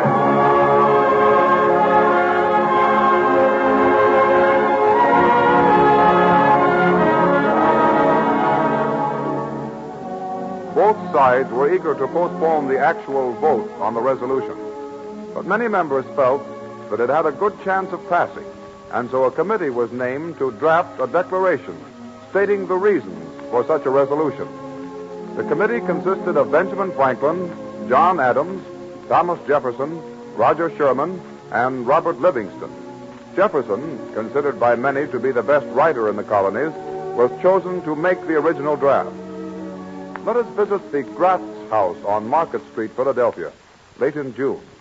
Gratz is talking with his wife. But Mr. Jefferson hasn't come down to his supper. I think I should call him. No, don't disturb him. Mr. Adams and Dr. Franklin are with him. There are serious matters being discussed upstairs. Well, maybe Dr. Franklin and Mr. Adams would like some supper, too. Must you always be thinking of food? Important plans are being made for the welfare of our country. Tom Jefferson says that some delegates have been instructed to introduce another resolution for independence this session. Oh, you're always talking politics and worrying about the country instead of attending to your business. More members of the Continental Congress to track up my floors, I suppose. You don't appreciate the honor they do us boarding here in our home. Someday this house will be known as a place where history you was wouldn't made. call it an honor if you had to sweep up after them. Oh, good evening, Mr. Phillips. Good evening, Mrs. Gratz.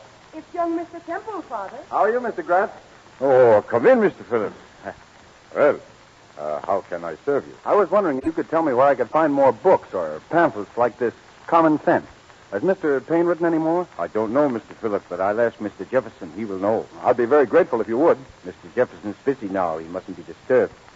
How does your father feel about your sudden interest in this kind of literature? Father doesn't know.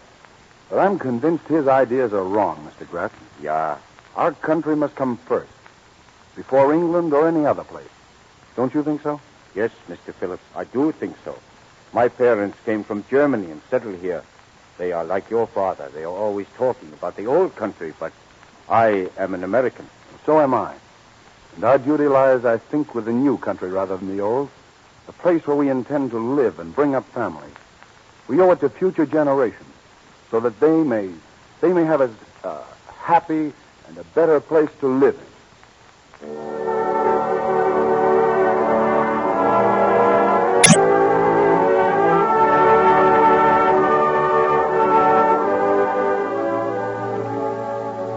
Meanwhile, in Jefferson's room, he and his colleagues, John Adams and Benjamin Franklin, are formulating the document that was to help make the country a happy and a better place. Well, Dr. Franklin, now that you've read the draft, what do you think? As a whole, Mr. Jefferson, I am delighted with it. But I hope you won't be offended if a much older man makes a few slight suggestions. Certainly not, Dr. Franklin. For instance, you say, when in the course of human events it becomes necessary for a people. Now, wouldn't one people be more significant? Yes, one people, that's right. And you say, we hold these truths to be sacred and undeniable. Now, I would prefer we hold these truths to be self-evident. Self-evident is stronger. Above all, we must be careful not to alienate any of our colonies at this time. Unless this declaration of our reasons for freedom is passed unanimously by the Continental Congress, it will utterly fail in its purpose. You're right about that, Dr. Franklin. It must be the unanimous will of the United Colonies. Now, I've called the colonies the United States of America. Do you like that term, Dr. Franklin? Yes, Mr. Jefferson, I do. The United States of America. May they ever stand so.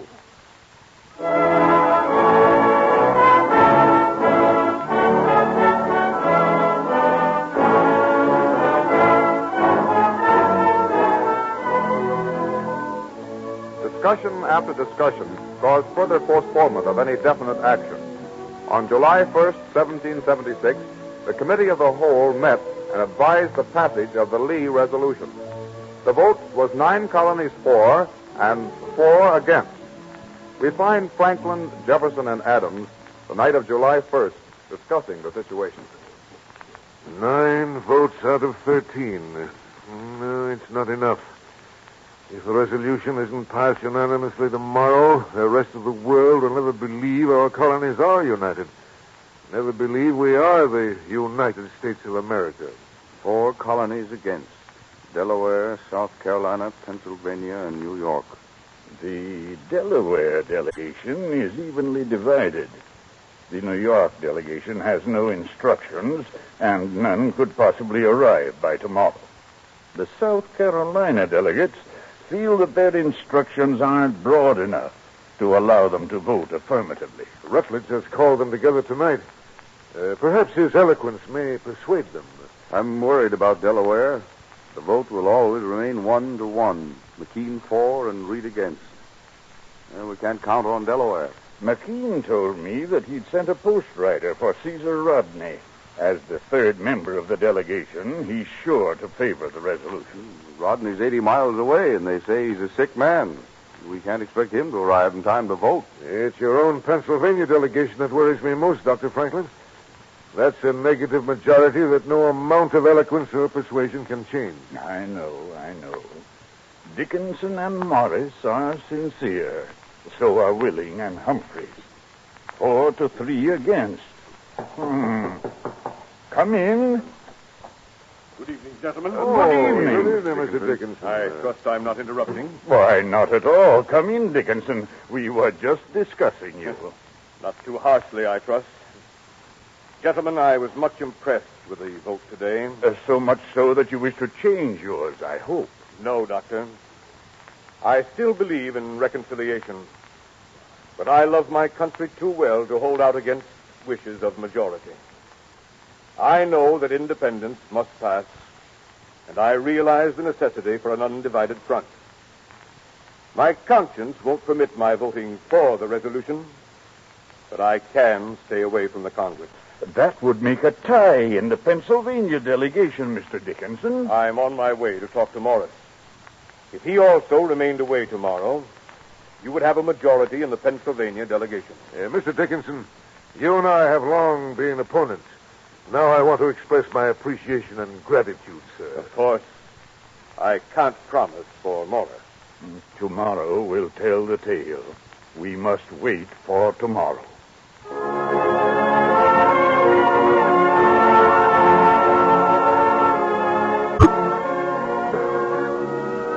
On the morning of July 2nd, the delegates of the Continental Congress assembled to vote on the Lee resolution. Franklin and Adams are seated together not far from the chairman, John Hancock, as the voting proceeds. There's 8.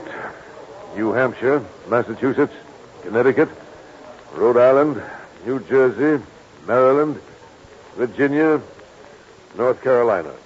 4 more to come, with New York not voting. The chair calls on Mr. Gwinnett of the Georgia delegation. Georgia votes in favor of the revolution. The South Carolina delegation, Mr. Rutledge. Mr. Chairman, last night we held a meeting of the South Carolina delegates. It lasted well into the morning. And we have come to the conclusion that our instructions are broad enough to allow us to vote on the question.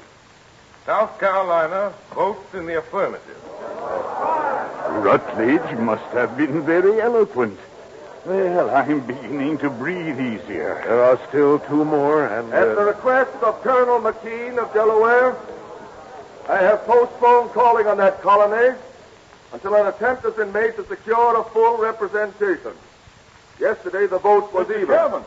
Mr. Chairman. Here's Colonel McKean now. I was just calling on you. Mr. Chairman, I beg to report. Our third delegate, Mr. Caesar Rodney, has just arrived. He has ridden all night and wishes to apologize for rushing in so unceremoniously. But thanks to his arrival, the Delaware delegation supports the resolution 2-1. Only your own colony left, Dr. Franklin? Yes, only Pennsylvania. Dr. Franklin, have the other members of your delegation arrived as yet? No, Mr. Chairman, and I am certain now that Mr. Dickinson and Mr. Morris are not coming. I therefore announce that the Pennsylvania delegation stands 3-2 in favor of independence. Well, boys, with the New York delegation in sympathy but not voting, I think we may call it unanimous. It is unanimous. Mark my words, Dr. Franklin. July 2nd will be a day of rejoicing and celebration in these United States until the end of time.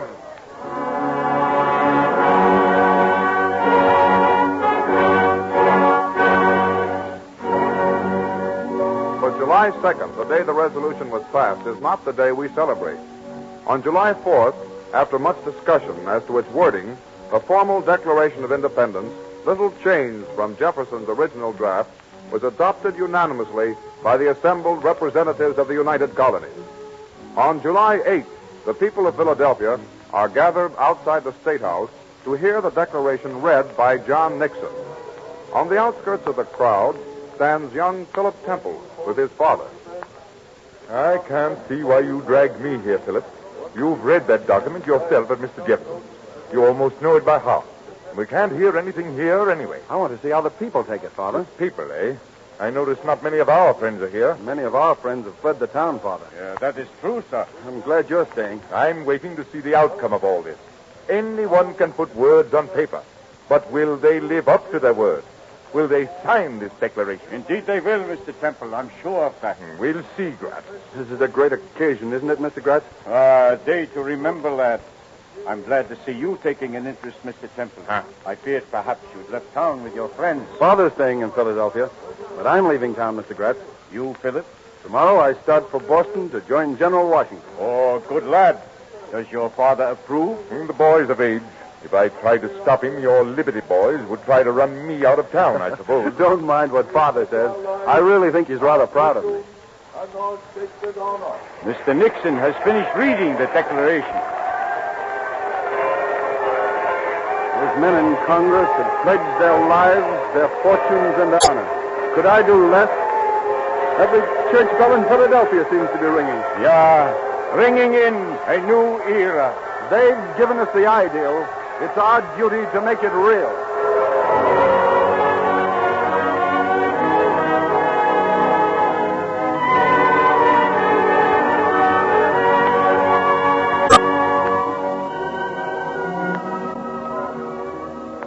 On August 2nd, the delegates assembled. 56 signatures were affixed to the document, each man pledging his life, his fortune, and his sacred honor to uphold the principles of freedom and equality so that we and future generations should have life, liberty, and the chance for happiness. There are no braver names than these in the Cavalcade of America. The American spirit of independence is well exercised by the American housewife as she does her daily shopping. A good example of Mrs. Housewife's firm intention to get the things she buys in first-class condition, fresh, clean, and sanitary, and to see exactly what she's buying, is shown by the revolutionary improvements in packaging during recent years, particularly transparent wrapping. The story of transparent wrapping, or cellulose film, which is another name for it, is a mighty interesting story of chemistry. First manufactured in 1898 in England to wrap the famous Pears soap, and improved in 1908 by a French chemist, this material is now made in the United States. DuPont makes and sells it under the trademark cellophane. Maybe you have seen, or you will see, the recent spectacular moving picture A Midsummer Night's Dream, in which 700,000 yards of cellophane were used to create the beautiful illusion of fairyland. Or you may have seen pianos and automobiles wrapped in cellophane. But these are the novel and unusual uses. The importance of cellophane to you is the way it protects your health by guarding things from dirt and germs, and also the way it keeps foods fresh and delicious. How can man produce a substance as shimmery as a moonbeam and as elusive as thin air out of the towering spruce trees? Because that's exactly where cellophane cellulose film comes from. Chips of spruce wood go through various chemical processes to end up as a thick liquid. Then an amazing transformation takes place in one step. As the liquid cellulose is forced through a long, narrow slot, it flows evenly into an acid bath. And the instant it touches the acid, it coagulates and becomes solid. Then it's purified and bleached until it's as clear as crystal and made flexible for easy and secure wrapping. DuPont chemists made many improvements in the original discovery. They found how to make this transparent wrapping moisture-proof to protect the freshness of foods and tobacco. In short, the thing to remember is that cellophane cellulose film is something chemistry has created to protect you by protecting the things you buy. It well illustrates the creed of DuPont research chemists. Better things for better living through chemistry. This program has come to you through the courtesy of DuPont, one of America's oldest enterprises, makers of chemical products since 1802. It's one of a series of programs in the Cavalcade of America, presented by DuPont each Wednesday evening at 8 o'clock Eastern Standard Time over the Columbia Broadcasting System. When presented on the air, each program also contains a short, interesting story of chemical achievement, illustrating the DuPont chemist's creed, better things for better living through chemistry.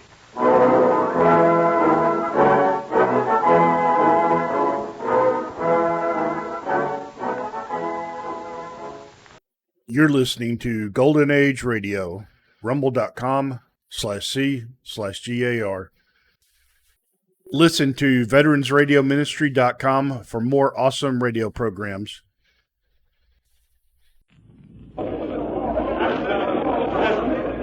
This is John Daly at the State House in Philadelphia. A powerful opponent of the Declaration of Independence has emerged here on this fourth evening of July 1776. An opponent strong enough to rally the latent opposition to separation from the mother country. Mr. John Dickinson, Pennsylvania's leading delegate to the Continental Congress, has just told reporters that he intends to speak on the floor before the final vote is taken. This in a supreme effort to block this declaration, which would commit our 13 colonies to revolutionary war with England. Mr. Dickinson agreed that he is staking his political future on the outcome of the vote. He anticipates that if he fails to block passage of the Declaration of Independence, he will be ejected from the Congress and be July 4th, 1776, the State House in Philadelphia. You are there. John Dickinson, John Adams, Thomas Jefferson. CBS takes you back to the evening when the colonial leaders fought their showdown battle on the issue of independence from England, with the fate of the continent hanging in the balance. All things are as they were then, except for one thing.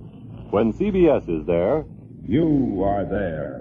You Are There is based on authentic historical fact and quotation. And now, July 4th, 1776, the Philadelphia State House and John Daly. Dining during the recess, which is now officially over. We hurried from the inn to this microphone here on the floor of the Congress to bring you this news. Mr. Dickinson has not arrived yet. He should be along at any minute, but meanwhile, the news has preceded him, and it's having an explosive effect on the delegates who are present. As a matter of fact, the weather isn't helping things either. It's very hot here in Philadelphia tonight, and in their heavy waistcoats, ruffles, and wigs, the delegates in the hall are perspiring profusely. Even more irritating are the horse flies from a nearby stable which come in through the open windows.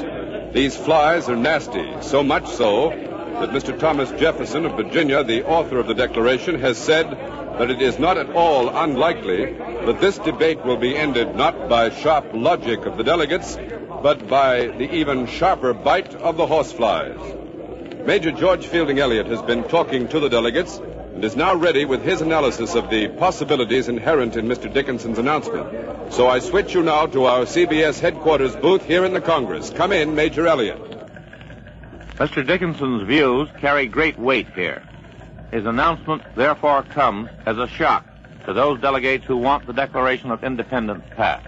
Mr. John Adams, from the Massachusetts Bay Colony, leader of the Independence Party, had hoped the Declaration would go through unanimously, but that's no longer possible. Indeed, the Declaration may not even pass. Mr. Adams and Mr. Dickinson personify the present political conflict. Mr. Adams is the son of a Massachusetts lawyer. He was educated for the law in New England. He agrees with the men who dumped the East India Company's tea into Boston Harbor. Although Mr. Adams prides himself on being a plain man, the delegates regard him as arrogant and intolerant of all who differ with his views.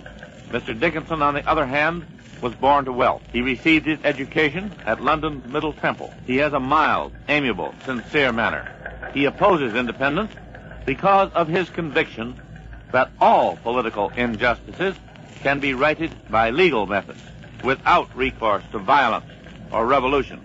Just a moment. John Adams and Thomas Jefferson have entered the hall. So, back to John Daly. Mr. Jefferson! Mr. Jefferson! Yes? Mr. Jefferson, you've heard the news that Mr. Dickinson will speak against independence. May we have your comment? I have the greatest respect for Mr. Dickinson's courage and integrity.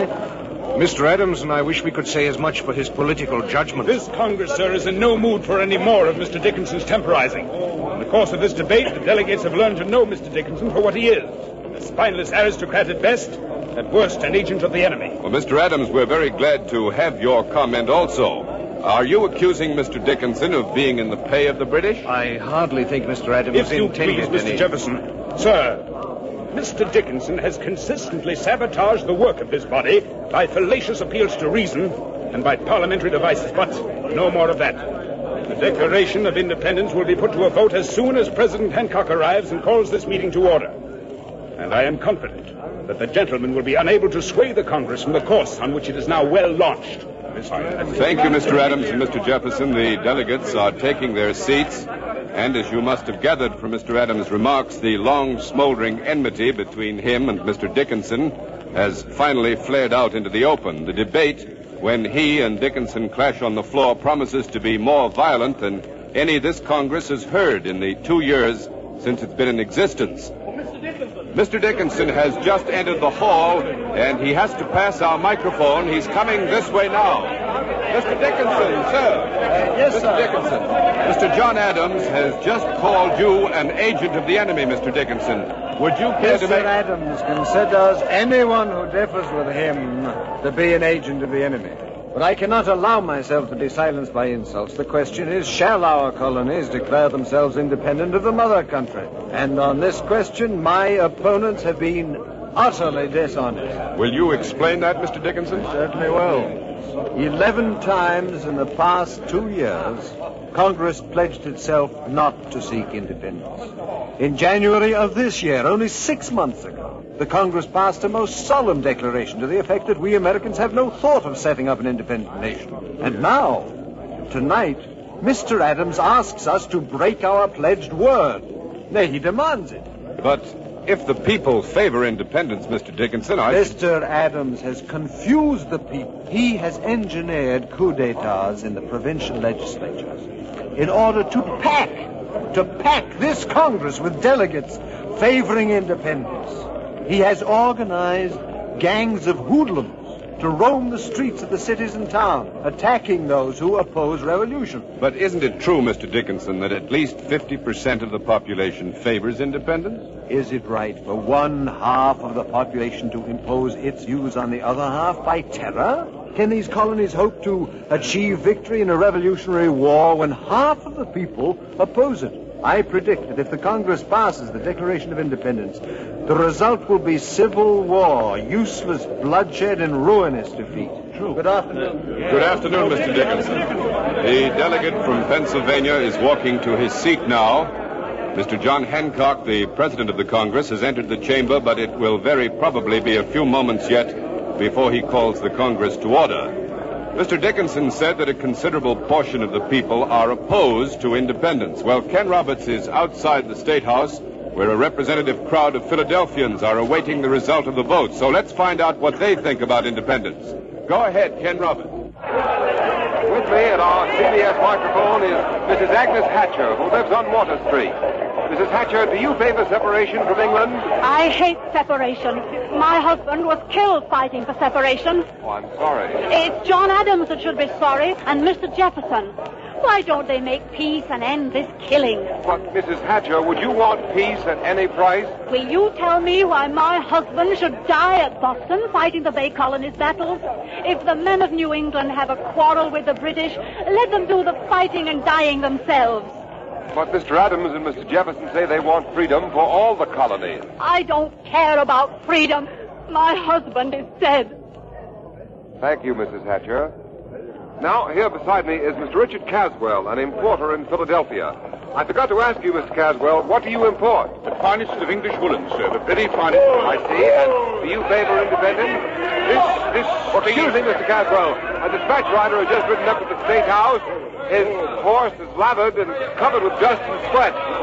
It looks as if he's been ridden long and hard. Where are you from, soldier? New York. General Washington's headquarters. What's the news there? What's happening? Plenty of excitement. Wait a minute. What's going on? The rider has gone into the State House. Whatever the news is, our reporters inside will bring it to you as soon as it's released. I'm sorry about that interruption, Mr. Caswell. Quite all right, quite all right. You were about to tell me whether you favored independence. It's an illusion, sir. Independent from what? How can we be independent? We're Englishmen, my family's English, they're all in England. Or my trade, my business is with England. Look at my books, you see. This talk about separation is ridiculous. Worse than ridiculous. It's vicious. It's ruining me. Ever since this war started, no shipments. Percentages, 76% less business than my firm did in 75. But, Mr. Caswell, isn't it argued that if the colonies were independent, American businessmen could then trade with the entire world? Who wants to trade with the entire world? What do we need the world for? Everything we can produce, we can sell in England. And everything that we need, we can buy from England. It's just common sense, that's all. How do you suppose the colonies have grown prosperous and strong and important? Protected trade with England. Protected trade. Yes, but what about the heavy taxes that the mother country has imposed? What about taxation without representation? Bad, very bad. But independence? Worse, much worse. Terrible. What about Pitt and Burke in Parliament? We have friends in England. They're trying to settle this thing intelligently, without violence, without bloodshed. But Mr. Adams and Jefferson, those wild men in there, hotheads, radicals, that's what they are. They want to get power, that's all, power. That's all they're interested in, power. Well, Mr. Caswell, independence is Independence, the word second. Listen to him. We've already become independent of principle and gratitude to the mother country. What's he saying? And if this war is permitted to continue, we shall become independent of cash, clothing, laws, liberty, and... Yes, life itself. What are you talking about? You're a liar, that's what you are, mister. You're a Tory. A Tory. The truth. It may not be popular, but it's the truth. Shut up, you Tory, or we'll teach you a lesson. I'm not afraid of you. Listen, close your mouth! Caswell has just been struck by the man who's been heckling him. The crowd here is manhandling Mr. Caswell. The men are flailing at him with their fists. They must be members of the Sons of Liberty. The women are tearing at Mr. Caswell's clothes, spitting at him. This crowd has gone wild, and it's frightening. Mr. Caswell has been knocked to the ground. I can't see him, but I can hear his cries. The men are bending over him, swinging their fists, pounding.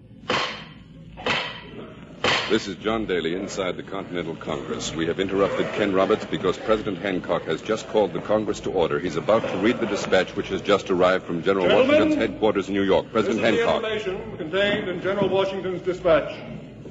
The news is grim indeed. A great British fleet is at this moment in New York Harbor. British Marines have seized Staten Island in the harbor, and redcoats are landing there by the thousands. General Washington advises that a British attack on New York City must be expected momentarily.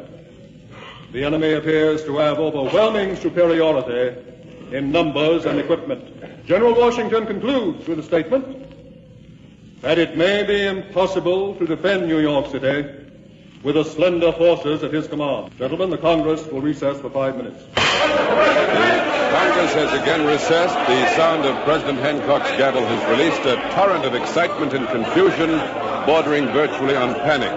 Delegates have risen from their seats. They are moving about the floor, talking to each other in loud voices, often shouting in their arguments. Mr. John Adams and Mr. Thomas Jefferson have rushed up to the chair. Mr. Adams is pale, agitated. Only Mr. Dickinson, of all the delegates here in the chamber, has remained seated. Mr. Rutledge. Just a moment, sir. Here's Mr. Edward Rutledge, a delegate from South Carolina.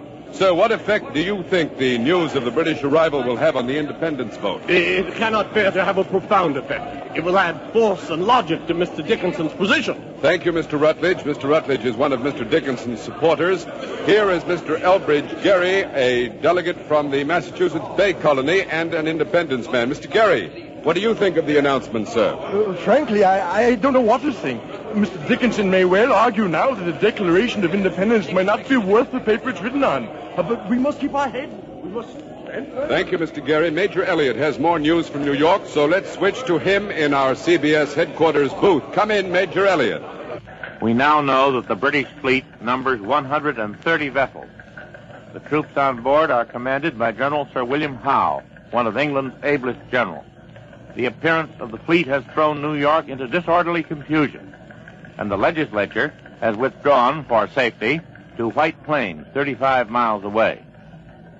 Our New York newsroom informs us that a short while ago, CBS correspondent Ned Kelmer passed through the British lines on Staten Island under safe conduct to interview the British commander-in-chief.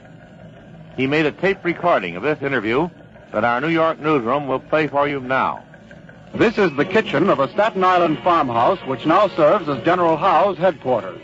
A regiment of redcoats is on parade outside, marching to the music of a British military band. I can see them through an open window from where I'm standing. In their tight-fitting scarlet coats and long gaiters, these trim soldiers in perfect step to the music look like the veteran fighting men that they are. General Howe, sir, will you tell us how many such troops you have at your disposal? 14,000 on this island, and an additional 13,000 under General Carleton on their way across Lake Champlain in upper New York. You don't mind giving General Washington this information? Not at all, not at all. Frankly, I doubt very much that it will make any difference if Washington knows it. I take it then, General Howe, that you're completely confident of victory. Naturally. Those men you see out there, they are the conquerors of France and Spain. They are the finest troops in the world. They'll crush Washington's colonial militiamen at the very first encounter, utterly. But Washington, poor fellow, he's leading nothing but a rabble. They lack powder, guns. His officers are without experience. Washington himself is hardly what you might call, shall we say, a professional military man. General Washington, sir, made quite a good showing in the war against the French. Under English commanders, Mr. Calmer. Chalmers. Under English commanders. Mr. Calmer? Chalmers. General Howe, you know, of course, that the Continental Congress is about to vote on independence from England. Would you care to comment on that, sir? Yes, I would like to say something to that. I would like to say it as a friend and not as a soldier. I repeat, as a friend, because I think I have amply demonstrated my friendship for British America in the past, by word and deed. Yes, if I recall correctly, General Howe, you once stated publicly that you would never lead British troops against British America. Of course, but the situation has changed. The colonies are now being led by a pack of extremists. This rebellion by the mob must be crushed, and I have the forces with which to crush it. The greatest fleet and the most powerful force of soldiers ever assembled on American soil. I hope with all my heart that it will not be necessary to throw this array of military power into action. I pray that the counsel of the extremists will be rejected by the Continental Congress and that the advice of saner, more moderate men will prevail. Thank you, General Howe. This is George Fielding Eliot in Philadelphia. The interview you have just heard was a tape recording made by Ned Chalmer at British headquarters on Staten Island. The recess here in the Continental Congress continues. The delegates are confused, shaken. Mr. Adams, Mr. Jefferson, and Mr. Benjamin Franklin, the leaders of the Independent Party, are doing all they can to counteract the doubt and hesitation inspired by the news from New York. They are trying desperately to maintain their strength, to keep their pledged votes in line, and they are insisting that the final vote be taken tonight without regard for the situation in New York. On the other hand, a group of less militant delegates is urging postponement until we have more definite information from General Washington's headquarters. The commander-in-chief said in his dispatch that he fears that he may not be able to hold New York. The cautious delegates want to know for sure whether he will fight or surrender the city without a struggle. Our CBS correspondent, Bud Collier, is now at General Washington's headquarters. He may have some last-minute information. Therefore, we take you now to General Washington's headquarters in New York. Bud Collier reporting. I'm waiting here on the parade ground before General Washington's headquarters. The Commander-in-Chief has promised to answer my question as soon as he comes out to address his troops, presumably to make some formal statement about the news of the British arrival. The bugles are blowing assembly. The men of the regiments are running to join their formations. I can see the flag of the 1st Massachusetts, I believe it is, the Virginia Rifles, the 5th Connecticut, and many others. But in all this mass of thousands of men, I see very few men in uniform. Most of the troops are dressed in civilian homespun, and quite a few of them wear the fringed leather shirts which mark them as frontiersmen. General Washington has still not come out on the parade ground. Oh, here's a militiaman coming by. Soldier! Let me go. I got pulled. Oh, just a few questions. You got plenty of time. What's your name, son? Look, Tom Summers. Look, let me go, will you, mister? The sergeant will give me That's all right. I'll fix it with General Washington for you. How old are you, Tom? 17. Ever seen any action against the British? No, not yet. Well, you'll probably see action soon right here in New York. Well, I ain't afraid if that's what you mean. How long have you been in the Army, Tom? 2 months. Look, please, mister, ask me all your questions at once. All right, Tom, sure. How long are you in for? Well, I'm going back home next month. That's when my 3 months are up. Oh? My pa enlisted me. He wanted to make himself $10. I see. Well, he got his $10, and I'm going home next month. Uh-huh. Well, there ain't nothing wrong with that, you know. No. Some fellas enlisted for the money and then deserted without even serving their 3 months. Well, yes, but what about independence, Tom? How do you feel about independence? Well, I don't know nothing about that, honest, mister. Oh, there's the general. I gotta go. General Washington is approaching the microphone. He wears his full-dress uniform. His sword flaps against the side of his leg as he walks. General Washington, are you going to fight for New York? It is a difficult question. Frankly, I haven't made up my mind. If you elect to fight, General Washington, do you think you will be able to defend New York successfully? I will do my best, and God willing, we shall be successful. In any event, I would like to say to all the people, do not yield to panic. But, General, in view of the current situation, do you think the Declaration of Independence should be passed at this time? That must be decided by the Congress in Philadelphia. Thank you, General Washington. The Commander-in-Chief is walking away across the field now, his shoulders slightly bent, his jaw thrust forward in the manner of a man who bears an enormous responsibility for which he is ill-prepared. This is Bud Collyer in New York. I return you now to the Continental Congress in Philadelphia. This is John Daly at the Continental Congress in Philadelphia. This is the long-awaited climax of the debate on the Declaration of Independence. The Congress has reconvened, and because Mr. Dickinson asked to speak against the Declaration, Mr. Adams has also requested the floor. By agreement, the vote will take place when the two speakers have finished. Also, by agreement, before the session began, Mr. Adams is speaking first. He's exerting his utmost efforts to keep the votes pledged to independence from bolting to Mr. Dickinson. Will he succeed? Well, we'll only know when the vote is taken. And now let's listen to Mr. Adams. By proclaiming a Declaration of Independence, gentlemen, this Congress will be giving official recognition to a fact which already exists, namely, that these colonies are actually, in fact, independent of England. Yet, some great brains counsel us to wait, to exercise caution. Do these cautious gentlemen plead for a postponement of a Declaration of Independence so that their Tory friends may have time to hatch plots and conspiracies against us? Gentlemen, to delay is to play into the hands of the enemy, defeating the cause for which so much blood has already been shed. There must be no further delay. The people are ready. The people wait for the Congress to lead them. The hour has struck. The Congress must proceed now to a vote, an affirmative vote, on the Declaration of Independence. Mr. Adams has left the rostrum. Mr. Dickinson is coming up to speak. Dickinson's face is pale. His fists are clenched. He's clearly marshaling all of his strength for a supreme effort of oratory. He's waiting now for the Congress to come to order. Mr. Dickinson.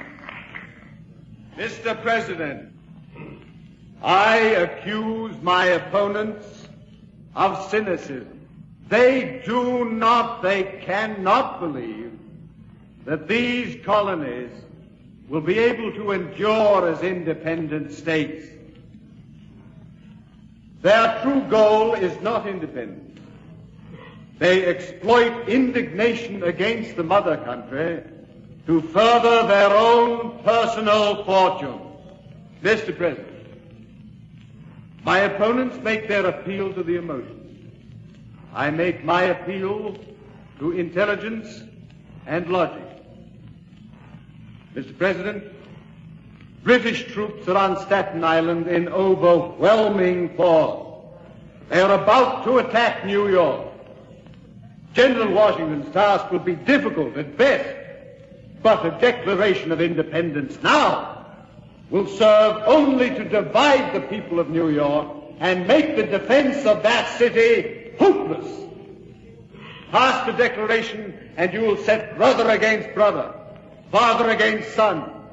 The colonies will become not only the scene of warfare with a mother country, but civil war as well.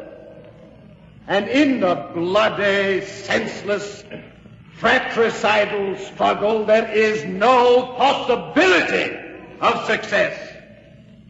Proclaim independence this evening, gentlemen, and you gain nothing. You merely invite the whirlwind of destruction. I urge you to vote against it. I beg, I plead, I beseech you, vote against independence. Mr. Dickinson's plea has been received without applause. The delegates are calling the question, and there seems to be no objection. Oh, but wait a minute. Several of the delegates have risen. However, they're not going to ask for the floor. These delegates are leaving the hall. 4, 5. There go 3 more. Others are leaving also, and I can recognize some of them as men who have been openly undecided. Apparently, they're unwilling to vote, caught on the horns of a dilemma, swayed, no doubt, both by Mr. Adams and Mr. Dickinson. This is a great, a fearful moment of decision. Some of these men are apparently not capable of facing up to it. President Hancock. Embodying the Declaration of Independence. The vote will be by colonies, each colony voting as a unit. A majority will decide. The clerk will call the roll. 12 votes will be cast. New York has decided to abstain. Thus, 7 votes will carry the issue. New Hampshire, Mr. Josiah Bartlett. New Hampshire votes unanimously for independence. Massachusetts, Mr. John Adams. The Patriots of Massachusetts vote unanimously for independence. Rhode Island, Mr. William Ellery. Independence. Connecticut, Mr. Roger Sherman. Independence, unanimous. New Jersey, the Reverend Dr. Witherspoon. Mr. President, in my judgment, the country is not only ripe for independence, but is in danger of becoming rotten for want of it. New Jersey votes unanimously for independence. Pennsylvania, Mr. Benjamin Franklin. The majority of the delegation from Pennsylvania votes for separation from England, so help us God. Delaware, Mr. Caesar Rodney. Delaware votes unanimously for independence. The Declaration of Independence is passed. Delaware has cast the deciding vote. There's no reaction from the delegates, and the voting continues. It will very probably be unanimous by colonies. Many of the individual delegates are shaking their heads. However, no matter what may be said against the Declaration, this document is impressive. It reads well. It begins, when in the course of human events change is necessary, and then continues, and I quote, we hold these truths to be self-evident, that all men are created equal, that they are endowed by their Creator with certain unalienable rights, that among these are life, liberty, and the pursuit of happiness. July 4th, these rights, 1776. John Dickinson loses his fight to block the Declaration of Independence, and the 13 colonies go forward to establish the United States of America. Need third-party logistics or database support? Contact g3pl.com. That's g3pl.com.